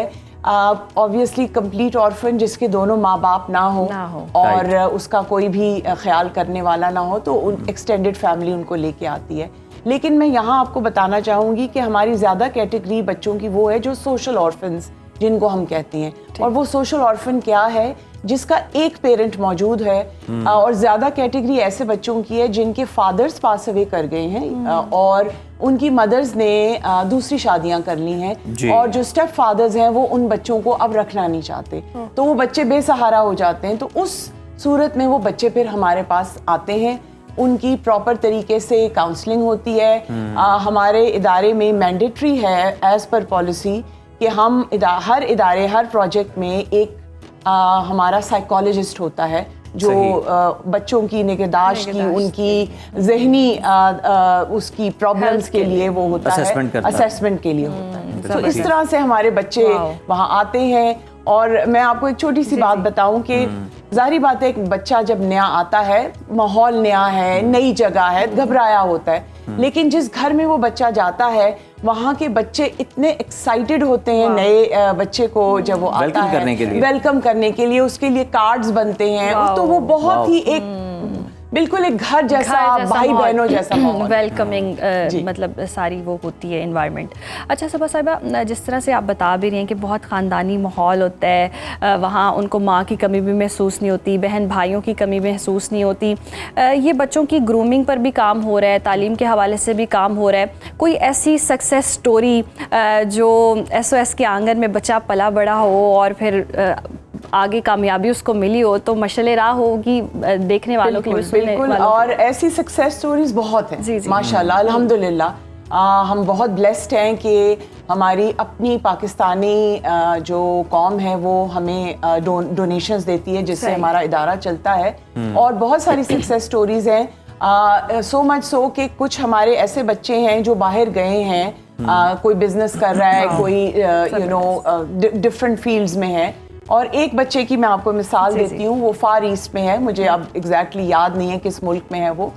और वो जब बड़ा हुआ, एग्जिट आउट हुआ, वो बाहर गया, एक फैमिली है उसकी, उसने सोचा कि मैं कैसे गिव बैक कर सकता हूँ अपनी इस SOS फैमिली को। तो उसने वापस आके एक लाहौर विलेज में अपने नाम का एक घर बनवाया, जिसको अफजल हाउस के नाम से अब हमने मुंसलिक किया हुआ है। और वहाँ पर हम ऑब्वियसली वहाँ पर भी बच्चे हैं। तो इस तरह की बहुत स्टोरीज हैं। हमारे बच्चे कमीशन्ड ऑफिसर्स हैं, आर्मी में, एयरफोर्स में, बैंकर्स हैं, बिजनेसेस कर रहे हैं, डॉक्टर्स हैं, फार्मासिस्ट हैं, तो बहुत सारी इस तरह। अच्छा, हमें ये भी बताइएगा, ऑब्वियसली तो बहुत सारे मुखय्यर हजरात आप लोगों को देख रहे हैं, आपकी बात को सुन रहे हैं और डोनेट भी करना चाहते हैं। ये भी बताएं कि किस किस्म की क्वालिटी एजुकेशन इन बच्चों को प्रोवाइड की जा सकती है, अगर उसका कंपैरिजन किया जाए किसी भी महंगे स्कूल के साथ, तो वो क्या है और किस तरह से इनका फिर ये ख्याल रखा जाता है? तो जैसे कि मैंने अभी आपको बताया कि जब हमने इदारा शुरू किया तो हमने सोचा कि हमारे बहुत सारे डिफरेंट प्रोजेक्ट्स में बच्चे अगर एक तरह की एजुकेशन चाहते हैं, एक तरह का स्टैंडर्ड होना चाहिए, तो हमें अपना स्कूल खुद स्टार्ट करना चाहिए। तो वो स्कूल हमारा मैट्रिक लेवल तक है और हमारे जो टीचर्स ट्रेनिंग प्रोग्राम्स हैं वो बहुत रोबस्ट हैं, बहुत स्ट्रेंथन करते हैं टीचिंग स्टैंडर्ड्स को, और हमारे बच्चे उधर एजुकेशन। और ये किस एज तक बच्चा जो है वो यहाँ पर रहता है और उसके बाद एग्जिट होता है? Thank you for this question, बड़ा इंपॉर्टेंट क्वेश्चन है। हमारा जो कॉन्सेप्ट है, हमारे लड़के लड़कियां जब छोटे होते हैं तो एक इकट्ठे ही पलते बढ़ते हैं विलेज में, लेकिन जब प्यूबर्टी आती है तो बॉयज का घर अलग कर दिया जाता है 1 साल के लिए, उसको ट्रांजिशन होम विलेज में कहते हैं। फिर अबाउट 12 साल की उम्र में वो बच्चे चले जाते हैं यूथ होम में, और यूथ होम में सारे लड़के होते हैं। और वहाँ पर हमारा जो डिपार्चर क्राइटेरिया है वो रफली है अबाउट 23 से 24 साल तक की उम्र तक बॉयज अपनी एजुकेशन कंप्लीट करते हैं, या अगर एजुकेशन स्ट्रीम में वो नहीं गए हुए तो जो भी टेक्निकल ट्रेनिंग, वोकेशनल कोर्सेज है वो करके उसके बाद वो इंटीग्रेट वापस अपनी सोसाइटी में होते हैं। लड़कियों के लिए थोड़ा सा फर्क है, लड़कियां हमारे पास जब तक वो रहना चाहती हैं वो रहती हैं, उनकी शादियां भी SOS कराता है और उनके लिए जॉब्स की अपॉर्चुनिटीज भी होती हैं। सो ये जबरदस्त। अच्छा सबा साहिबा, कुछ ऐसे भी हम वाकयात देखते हैं, न्यू बॉर्न बेबी, कोई ऐसा हो इंसिडेंट के कोई न्यू बॉर्न बेबी छोड़ जाते हैं अक्सर? कुछ साल पहले तक, जब तक कि 18th अमेंडमेंट आई और प्रोविंसेस को अपनी अपनी वो मिली खुद मुख्तारी, अब हमारे पास उस तरह से न्यू बॉर्न नहीं आते, क्योंकि अब चाइल्ड वेलफेयर ब्यूरो के पास जाते हैं और वहाँ से वो बहुत अच्छा काम कर रहे हैं उनकी अडॉप्शन के लिए। लेकिन मेरे होते हुए एक स्टोरी थी जिसमें हमारा एक बलूचिस्तान में एक प्रोजेक्ट था, जहाँ पर पता चला कैमरे में, फिर हमने देखा कि कोई एक न्यू बॉर्न बेबी को छोड़ गया है, और ऑब्वियसली वो हमारे लिए ही था, हमने उसको अपनाया और बहुत जल्दी वो बच्चा बड़ी अच्छी जगह पे अडॉप्ट हुआ और माशाल्लाह बहुत अब तो वो बड़ा बच्चा बन चुका है और बहुत हमें अच्छी जिंदगी। ये भी बताएं ऑडिट के हवाले से, ट्रांसपेरेंसी के हवाले से क्या है, कितनी ओपन डोर पॉलिसी है आपकी, किसको अलाउ करते हैं आप? अगर कोई डोनेट करने के लिए चाहता है कि वो पहले विजिट करे तो क्या क्राइटेरिया होता है? मैं इनफैक्ट सब डोनर्स को, स्पॉन्सर्स को, वेल विशर्स, सपोर्टर्स को यही कहती हूँ कि डोनेशन से पहले आप पहले आके अपना हमारा काम देखिए। कंप्लीट ओपन डोर पॉलिसी है, बहुत वॉलंटियर्स आते हैं हमारे पास, मेडिकल कॉलेज के स्टूडेंट्स आते हैं, यूनिवर्सिटीज़ के स्टूडेंट्स आते हैं, कंप्लीट ट्रांसपेरेंसी है। ऑब्वियसली स्ट्रक्चर्ड एक उनका विजिट होता है, ये नहीं कि वो चले जाएं एकदम से, बिकॉज बच्चों की प्राइवेसी इन्वेड होती है और किसी ने ब्रीफ भी करना होता है। एग्जैक्टली। सो वो हम कंप्लीट शफाफ हैं, जो भी हमारे डोनर को हमारी ऑडिट रिपोर्ट चाहिए होती है वो हम उसको प्रोवाइड करते हैं। अच्छा, ओवरसीज पाकिस्तानी भी डोनेट कर सकते हैं, वो क्या क्राइटेरिया? हमारा बहुत बड़ा सपोर्ट ग्रुप 2 मुल्कों में है, वॉशिंगटन DC में, US में बहुत बड़ा सपोर्ट ग्रुप है जो रजिस्टर्ड एंटिटी है, वहाँ से हमें काफ़ी डोनेशंस और स्पॉन्सरशिप्स आती हैं। और UK में हमारा एक सपोर्ट ग्रुप है जो वहाँ पर इस तरह डोनेशंस ले। अच्छा सबा साहिबा, जैसे आपने बताया भी कि ख़वातीन की भी मुकम्मल तौर पर ट्रेनिंग होती है, बच्चे जब जवान हो जाते हैं उनको अलग कर दिया जाता है, यूथ वाली साइड पे चले जाते हैं, तो ख़वातीन के लिए तरबियती क्या क्या चीज़ें हैं, प्रोग्राम्स हैं जो वो लर्न करें, स्किल्स सीखें और ख़ुद जो प्रोग्राम्स हम लड़कों के लिए करते हैं वो हम लड़कियों के लिए भी करते हैं। इक्वल अपॉर्चुनिटी है। इनफैक्ट ये हिस्टोरिकली हमने देखा है कि बच्चियाँ माशाल्लाह, with pardon to you, but बच्चियां बहुत ज्यादा एक्सेल करती हैं हमारी SOS की बच्चियां। हमने तो हमेशा टॉपर ही देखी। यस, 100 मार्क्स लाने वाली पूरे मार्क्स लेकर अभी जितने में 2 लड़के पास हो जाते। लास्टली आप कोई अपील करना चाहें डोनर से तो ज़रूर। जी, सो मैं आपके प्रोग्राम की प्लेटफॉर्म से ये अपील करना चाहूँगी दो चीज़ें। एक तो ये कि SOS एक इदारा है जो ऐसे यतीम और बेसहारा बच्चों को लेता है। अगर हमारे जो सुन रहे हैं आज मुझे, अगर वो किसी ऐसे बच्चे या ख़ानदान को जानते हैं जहाँ ऐसे बच्चे हैं जिनको कफ़ालत चाहिए, तो प्लीज़ हमारे डोर्स हमेशा खुले हैं। अगर हमारी कैपेसिटी नहीं भी है तो हम बना लेते हैं कैपेसिटी। और दूसरी बात ये है कि प्लीज़ दिल खोल के अतियात दें, डोनेशंस दें, ज़कात दें, जो वो उनका दिल चाहता है वो दें। थैंक यू सो मच, बहुत खूबसूरत बात और आपकी तशरीफ़ आवरी का भी बहुत ज़्यादा शुक्रिया। और वाकई जी दिल खोल के त्यादें ऐसे ज़बरदस्त काम कर रहा है। बच्चों की ग्रूमिंग, तालीम पर तो सब काम करते हैं, लेकिन एक ख़ानदान प्रोवाइड करना ताकि अलोन फील ना करें, इमोशनल सपोर्ट भी है। और देखें तालीम के हवाले से भी इतना कुछ हो रहा है, और मुस्तनद इदारा है जो कि इस शोबे के अंदर काम कर रहा है और एक्सपेंड कर रहा है दिन ब दिन। यस, तो रमज़ान का बाबरकत महीना है, इससे ज़्यादा बेस्ट नेकियों को बढ़ाने का, अल्लाह ताला से तिजारत करने का कौन सा मौका आपको मिल सकता है? तो जी खोल के एहतियात करें। अभी नाज़रीन वक्त हुआ ब्रेक का, देखते रहिए सदाए रमज़ान। वेलकम बैक नाज़रीन। अब वो वक्त आ चुका है जिसका सबको इंतज़ार होता है और वो है जी हमारा सेगमेंट क्विज़ का।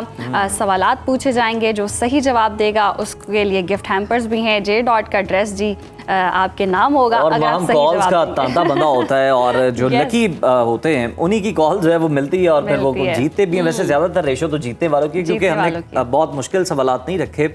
और लेकिन ये कि जनाब आप अपना जनरल नॉलेज जो है उसमें आप इजाफा करें और आप पढ़ के आएँ ताकि आप इनामात जो हैं वो जीत सकें, ज़्यादा से ज़्यादा सकें। और ये हमने देखा भी है ना कि जब से हमने ये सिलसिला शुरू किया है तब से लोगों की नॉलेज में भी माशाल्लाह से इजाफा होता जा रहा है। कोई 1-2 कॉल्स होंगी जिन्होंने सही जवाब ना दिया होगा।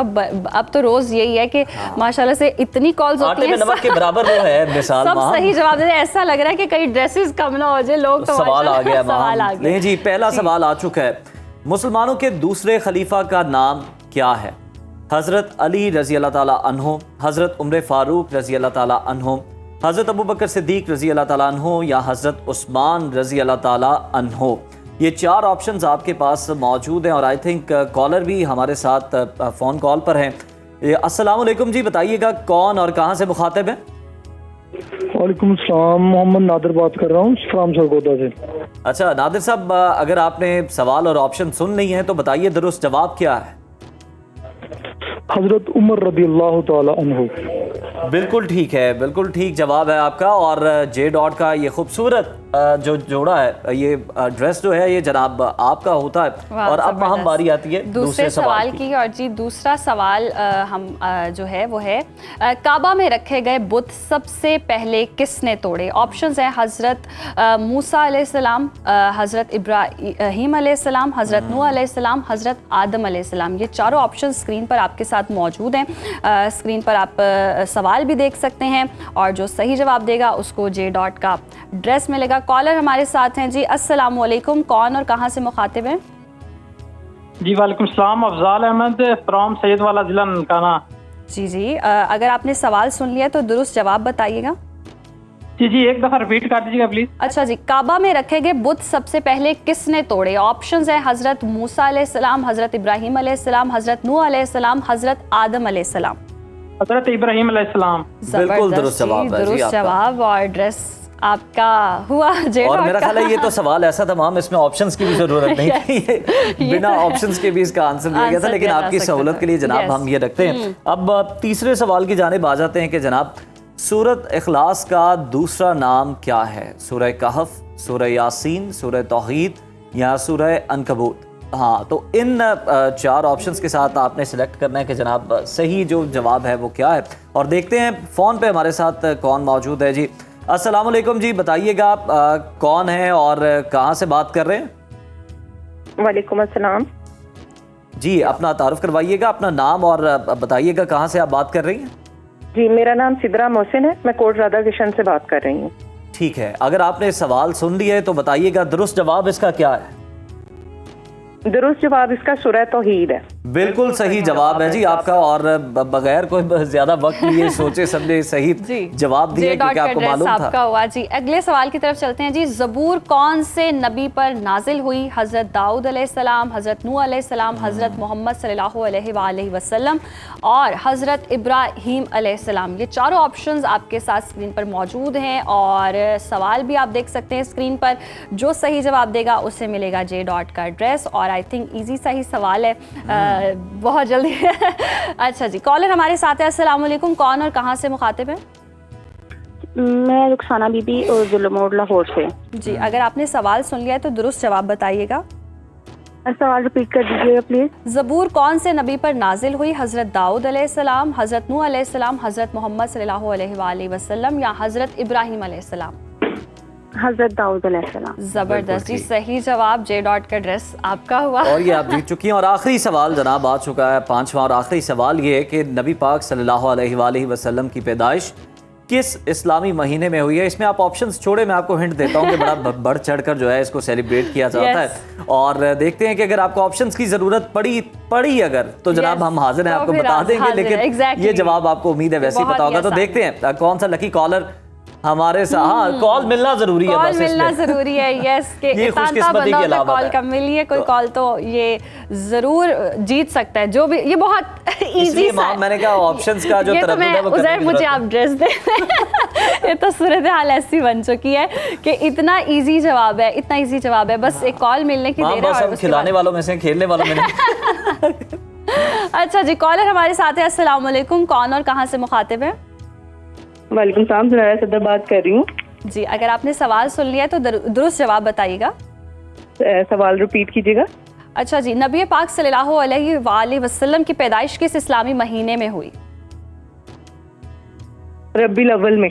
रब्बीउल अव्वल में। देखा, मैंने पहले कहा था ऑप्शंस की जरूरत नहीं है। ऑप्शंस की जरूरत नहीं है, वाकई वाह, जबरदस्त जी। जे डॉट का एड्रेस जी इनका तमाम जीतने वालों को मुबारक जी। और आज हारा कोई भी नहीं है, आज हारा कोई भी नहीं है, सभी जीते हैं, जबरदस्त। और ये सिलसिला जब से शुरू हुआ है अच्छा चल रहा है मेरे ख्याल से, बड़ा जबरदस्त है जी। और लोगों से इंटरेक्ट करने का भी हमें मौका मिलता है। तो आगे बढ़ते हैं नाजरीन। हम सबका एक ही मसला चलता आ रहा है कि वजन जो है वो बढ़ रहा है और जिम जाने का टाइम नहीं है, यानी कोई वॉक भी करनी है तो उसका भी टाइम नहीं है। लेकिन क्या आप ये जानते हैं कि हम जिम जाए बिना भी दिन भर हजारों कैलोरीज बर्न कर सकते हैं? अच्छा, ये आज आपके लिए एक और तोहफा है हमारे लिए। ये बड़ा कोई जादुई तोहफा आप बताने लगे, लेकिन साइंस इसे जादू नहीं बल्कि जी नीट का नाम देती है, NEAT। यानी कि वो तमाम हरकत जो हम वर्जिश के अलावा करते हैं, जैसे सीढ़ियाँ चढ़ना, खड़े होकर बात करना या घर की सफाई करना। तो आज हमारे साथ मारूफ बैरियाट्रिक सर्जन डॉक्टर तनवीर साहब मौजूद हैं, उनसे जानते हैं कि जी जिम के बगैर फिट कैसे रहा जा सकता है। वेलकम टू सदाई रमजान, बहुत शुक्रिया आपसे। जबरदस्त लग रहे हैं और बड़े स्मार्ट लग रहे हैं डॉक्टर तनवीर आप। यस, उनका लगना बहुत ज़्यादा ज़रूरी है क्योंकि उन्होंने सबको स्मार्ट बनाना है। तो ये जो नीट के बारे में बताएं, किस सिस्टम के तहत जी इंसान परफेक्ट हो सकता है, फिट हो सकता है? जब पेशेंट हमारे पास मोटापे के साथ आता है, हम उसको बैरियाट्रिक सर्जरी रेकमेंड करें या वेट लॉस इंजेक्शंस रेकमेंड करें या लाइफस्टाइल मेजर्स रेकमेंड करें। फिजिकल एक्टिविटी उसके अंदर एक सेंट्रल पिलर होता है। अब कोई भी ऑप्शन लें, फिजिकल एक्टिविटी आपको करनी होगी। अब अगर एनर्जी एक्सपेंडिचर पूरे दिन में जो हम एनर्जी खर्च करते हैं उस पर अगर हम बात करें तो 60% तो हमारा रेस्टिंग एनर्जी एक्सपेंडिचर होता है। जो बाल उग रहे हैं, आँखें हम चपक रहे हैं, दिल धड़क रहा है, सांस ले रहे हैं, रेस्टिंग एनर्जी हमारी इस पे खर्च होती है। 60% इस पे होती है। 10% जो हम खाना खाते हैं उसको हजम करने में एनर्जी खर्च होती है। ठीक। जो फिजिकल एक्टिविटी एनर्जी खर्च करती है वो 30% होती है। 30%, ओके। अब पाकिस्तानी अवाम का तुर्रा इम्तियाज़ ये है कि 10 में से 9 लोग तो वर्जिश करते ही नहीं है। करते ही नहीं है।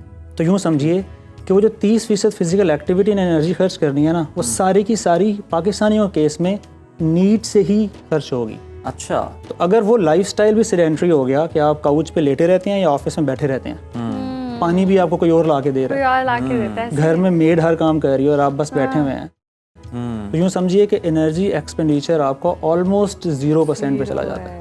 ओके। तो अच्छा हमें ये बताएं कि अक्सर लोग सुबह 1 घंटा जिम जाते हैं लेकिन फिर बाकी सारा वक्त जो है वो बड़ा सुस्त महसूस कर रहे होते हैं कि जनाब एनर्जी सारी लग गई है, तो क्या उनकी ये वर्जिश जो है वो बेकार चली जाती है? उनका गिला जायज़ है? अच्छा, मुझे ऐसे लगता है कि सवाल के अंदर ना थोड़ी कॉन्ट्रडिक्शन है जी। एक बंदा जो कि रोजाना 1 घंटा जिम जा रहा है वो इतना सेल्फ डिसिप्लिन्ड और सेल्फ मोटिवेटेड है जी कि वो रोज उठता है, जिम जाता है और वर्जिश करता है पूरा 1 घंटा।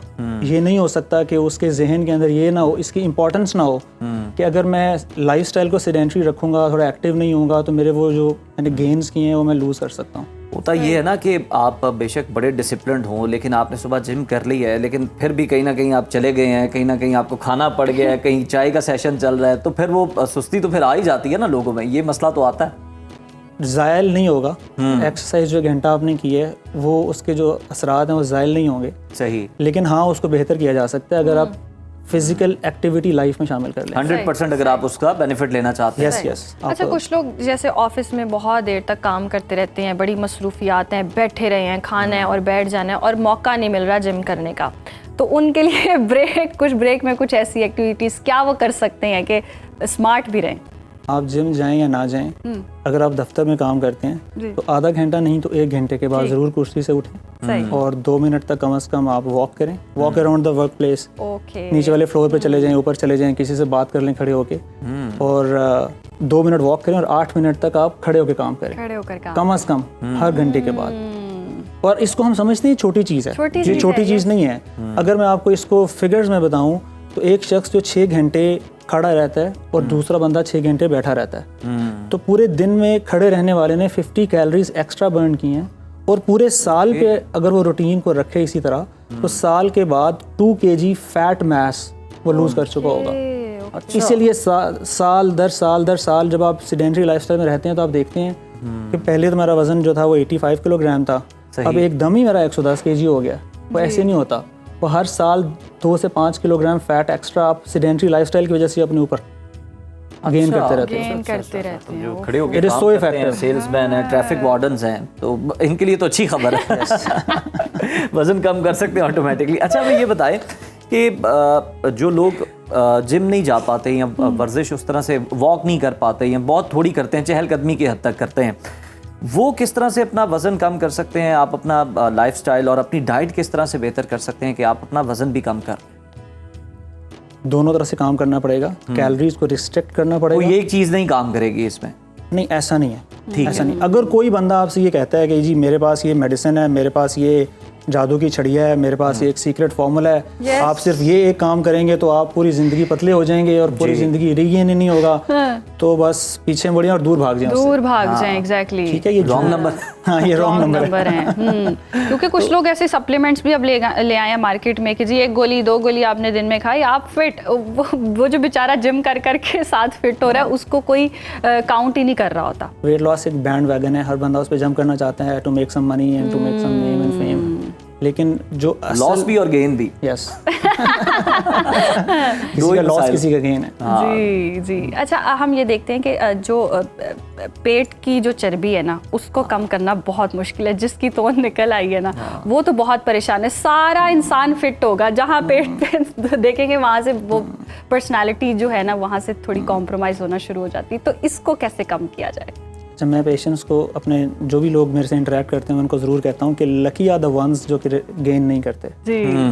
और a little less luckier are the ones कि जिनका भी सिर्फ 10-15 kg गेन हुआ है। ठीक। ये वो पॉपुलेशन है कि जो हम बात कर रहे हैं नीड के ऊपर, कि अगर वो सिर्फ फिजिकल एक्टिविटी को ज़िंदगी का हिस्सा बना लेते हैं, खड़े रहकर काम करने को, घर में जाते हैं बच्चों के साथ खेलते हैं, थोड़े बहुत रोज़मर्रा के काम करते हैं, मस्जिद जाते हैं, चल के चले जाते हैं, वर्क प्लेस पे स्टेयर्स ले लेते हैं, वो सिर्फ अगर यही करते रहे ना तो वो 10-15 जो उन्होंने गेन किया ना वो वापस आ जाएगा। ओके। अच्छा डॉक्टर तनवीर, हमें ये भी बताएं कि इफ्तार के बाद लोग ये बड़ी शिकायत करते हैं कि बहुत ज़्यादा सुस्ती होती है, जहाँ पे किया दस्तरखान पे वहीं सो गए। तो जनाब ये सुस्ती क्यों महसूस होती है और नींद को कैसे फ़ाल किया जाता है? अच्छा, इसको पहले समझना है कि सुस्त होते क्यों हैं, तो खुद ही हमें इसका हल भी पता चल जाएगा। जैसे ही रोज़ा खुलता है तो मीठे मशरूबात की कतार होती है, रूह अफ़ज़ा, जाम शीरीं, फ्रेश जूसेस एंड ऑल। तो कोल्ड ड्रिंक्स भी होती हैं कुछ केसेस के अंदर। तो हम वो ढेर सारे फ्रेश जूसेस लेते हैं, खजूर खाते हैं, पकौड़े खाते हैं, समोसे खाते हैं। हाँ जी। अब ये जो मैंने चीज़ें गिनवाई हैं ना, इनके अंदर इंस्टेंट ग्लूकोज होती है। जैसे ही आपने पी तो विद इन मिनट्स आपका ब्लड के अंदर ग्लूकोज लेवल्स बढ़ जाते हैं, जिसके रिस्पॉन्स में बॉडी में इंसुलिन रिलीज होती है।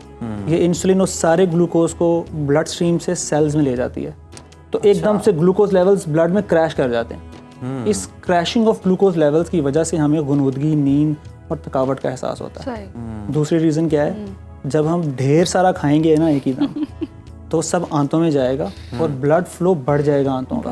13-14 घंटे के बाद एकदम से आंतों में खुराक गई है तो ब्लड फ्लो सारा शिफ्ट हो जाता है टूवर्ड्स स्मॉल इंटेस्टाइन्स, ब्रेन का ब्लड फ्लो कम हो जाता है, तो हमें स्लीपी फील होता है, गुनगुदगी और थकावट वाला फील होता है। अच्छा डॉक्टर तनवीर, आपने भी देखा होगा कि जिम में जो भी आता है या आपको वैसे ही मिलता है तो वो कहता है और कोई मसला नहीं, बस ये पेट कम करना है, ये कम। लेकिन उन्हें कैसे समझाएं कि इसका फैट तो सबसे आखिर में जाता, आता सबसे पहले। उनके लिए भी कोई आपके पास हल मौजूद है? हल ये है कि मैं कहता हूँ कि आपने शॉर्ट टर्म नहीं सोचना है, आपने लॉन्ग टर्म सोचना है। ये जो वेट के अगेंस्ट आपकी एक लड़ाई है ना, ये 3 मंथ्स पे नहीं 36 मंथ्स पे मुहित है। गेम्स हमेशा लॉन्ग टर्म प्लान के साथ स्टिक करने से आते हैं। कोई चोर दरवाज़ा नहीं है किसी के पास कि जी 1 महीने में या 2 महीने में मैं एकदम से पतला हो जाऊंगा, लूज कर जाऊंगा। अगर कोई आप ऐसा करेंगे भी ना तो बॉडी कैसी ज़बरदस्त अल्लाह ने मशीन बनाई है, सारा रीगेन हो जाएगा। You have to stick to the plan for a lot of like 36 महीने का प्लान है ये, 3 महीने का प्लान नहीं है। पहली चीज़ तो ये अंडरस्टैंड करनी है आपने यहाँ से। दूसरी चीज़, ये वन डे का एक काम नहीं है, आपने इसको पूरी जिंदगी के अंदर शामिल कर लेना है। जिस तरह आप हेयर कट करवाने जाते हो, हेयर डू करवाने जाते हो, खवातीन मेकअप करवाने जाती हैं, मैनी पैडी करवाने जाती हैं, इनकी रूटीन का हिस्सा है। तो जिस physical activity is part of your life है। सही। अच्छा डॉक्टर तनवीर, इस तरह भी होता है कि कुछ लोग ना खैर हेल्दी टिप्स दे रहे होते हैं या रेमेडीज़ होती हैं, ये कहवा पी लें तो आप स्मार्ट हो जाएंगे, या फिर डाइट में इस तरह के ठीक हो गए, मैं बताता हूँ भी हैं, हमने नतीजे देखे हैं, बस वो हमें ठीक हो गए, मैं बताता हूँ के इंग्रेडिएंट क्या है, बता नहीं रहे हमें। नहीं, उन्होंने जैसे जस्ट चेंज किया, मैं बताता हूँ कितने स्मार्ट होते हैं। तो ये किस तरफ हम चले गए, हमें समझ नहीं आ रही है। हमें इतना ज्यादा वो कंटेंट मिल चुका है, 3 कप की तरफ चली गई आप कि कहवे पी लो स्मार्ट हो जाओगे। तो ये है ऐसा कुछ? ये सिर्फ उस वक्त तक काम करेगा जब तक आप बेसिक्स को स्टिक करेंगे। ये एज अ सप्लीमेंटल नॉलेज आपने इस पे अमल करना है। लेकिन कुछ लोगों का सोल आइडिया ये होता है कि फेसबुक पे ऐड देख लिया तो अब ये मंगवा लो ये फक्की बस और पतले हो जाएंगे। ऐसे नहीं होगा।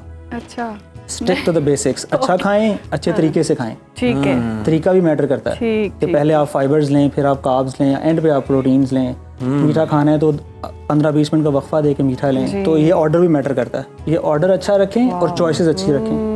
बिल्कुल ठीक है। वाह, फिर फक्की काम करेंगे। बहुत शुक्रिया डॉक्टर तनवीर, सुकून के लिए काम करें, तसल्ली के लिए काम आपका शुक्रिया अदा करने से पहले एक शॉर्ट खबर है, वो हम देख लेते हैं। नाज़रीन, क्या आपने कभी सोचा है कि वो रिश्तेदार और दोस्त जो हर वक्त आपके लिए कोई ना कोई नया मसला खड़ा रखते हैं, वो सिर्फ आपका सुकून नहीं बल्कि आपकी जवानी भी छीन रहे हैं। Proceedings of the national academy of sciences में शाया होने वाली एक सनसनीखेज तहकीक ये कहती है कि जी जब आप टॉक्सिक या झगड़ालू लोगों के दरमियान रहते हैं तो आपका जिस्म हयातियाती बुढ़ापे की तरफ दौड़ने लगता है। ये सिर्फ दिल का बोझ नहीं है, ये वो तनाव होता है जो आपके जो ब्रेन के सेल होते हैं उनको अंदर से बुढ़ा कर रहा होता है। बड़ी हैरानकुन बात है, डरा देने वाली भी है ना कि एक गलत इंसान की मौजूदगी हमारी उम्र के साथ जो है वो जनाब कम करती चली जा रही है।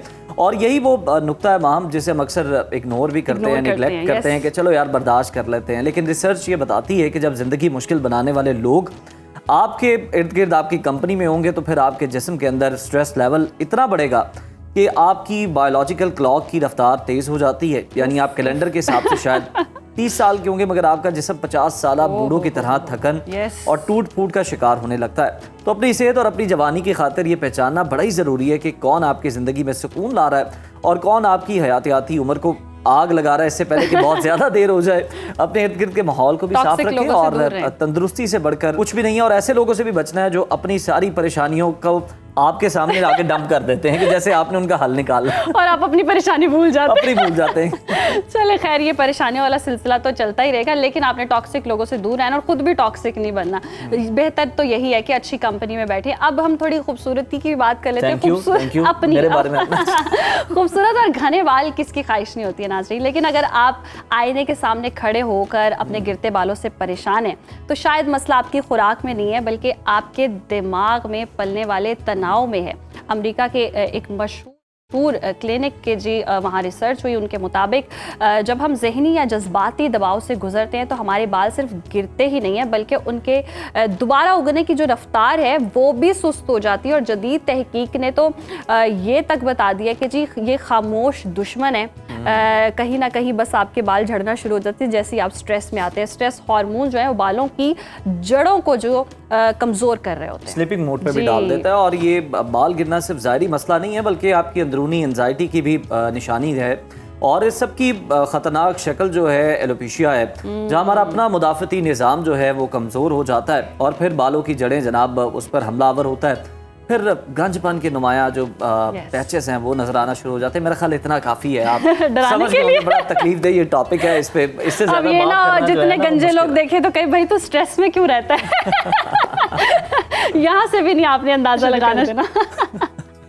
तो अब हम इजाजत लेते हैं, लेकिन उससे पहले हम चाहेंगे कि जनाब एक जे डॉट का गिफ्ट हैम्पर जो है, जे डॉट का गिफ्ट है हमारी तरफ से जी, क्योंकि इनकी वाइफ भी हमारे साथ प्रोग्राम में आती है। बिल्कुल जी, बड़ी जबरदस्त, तो हमने सोचा जबरदस्त डर्मेटोलॉजिस्ट है।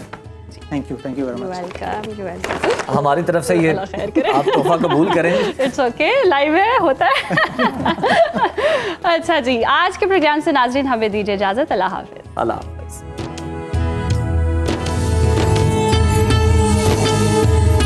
सदा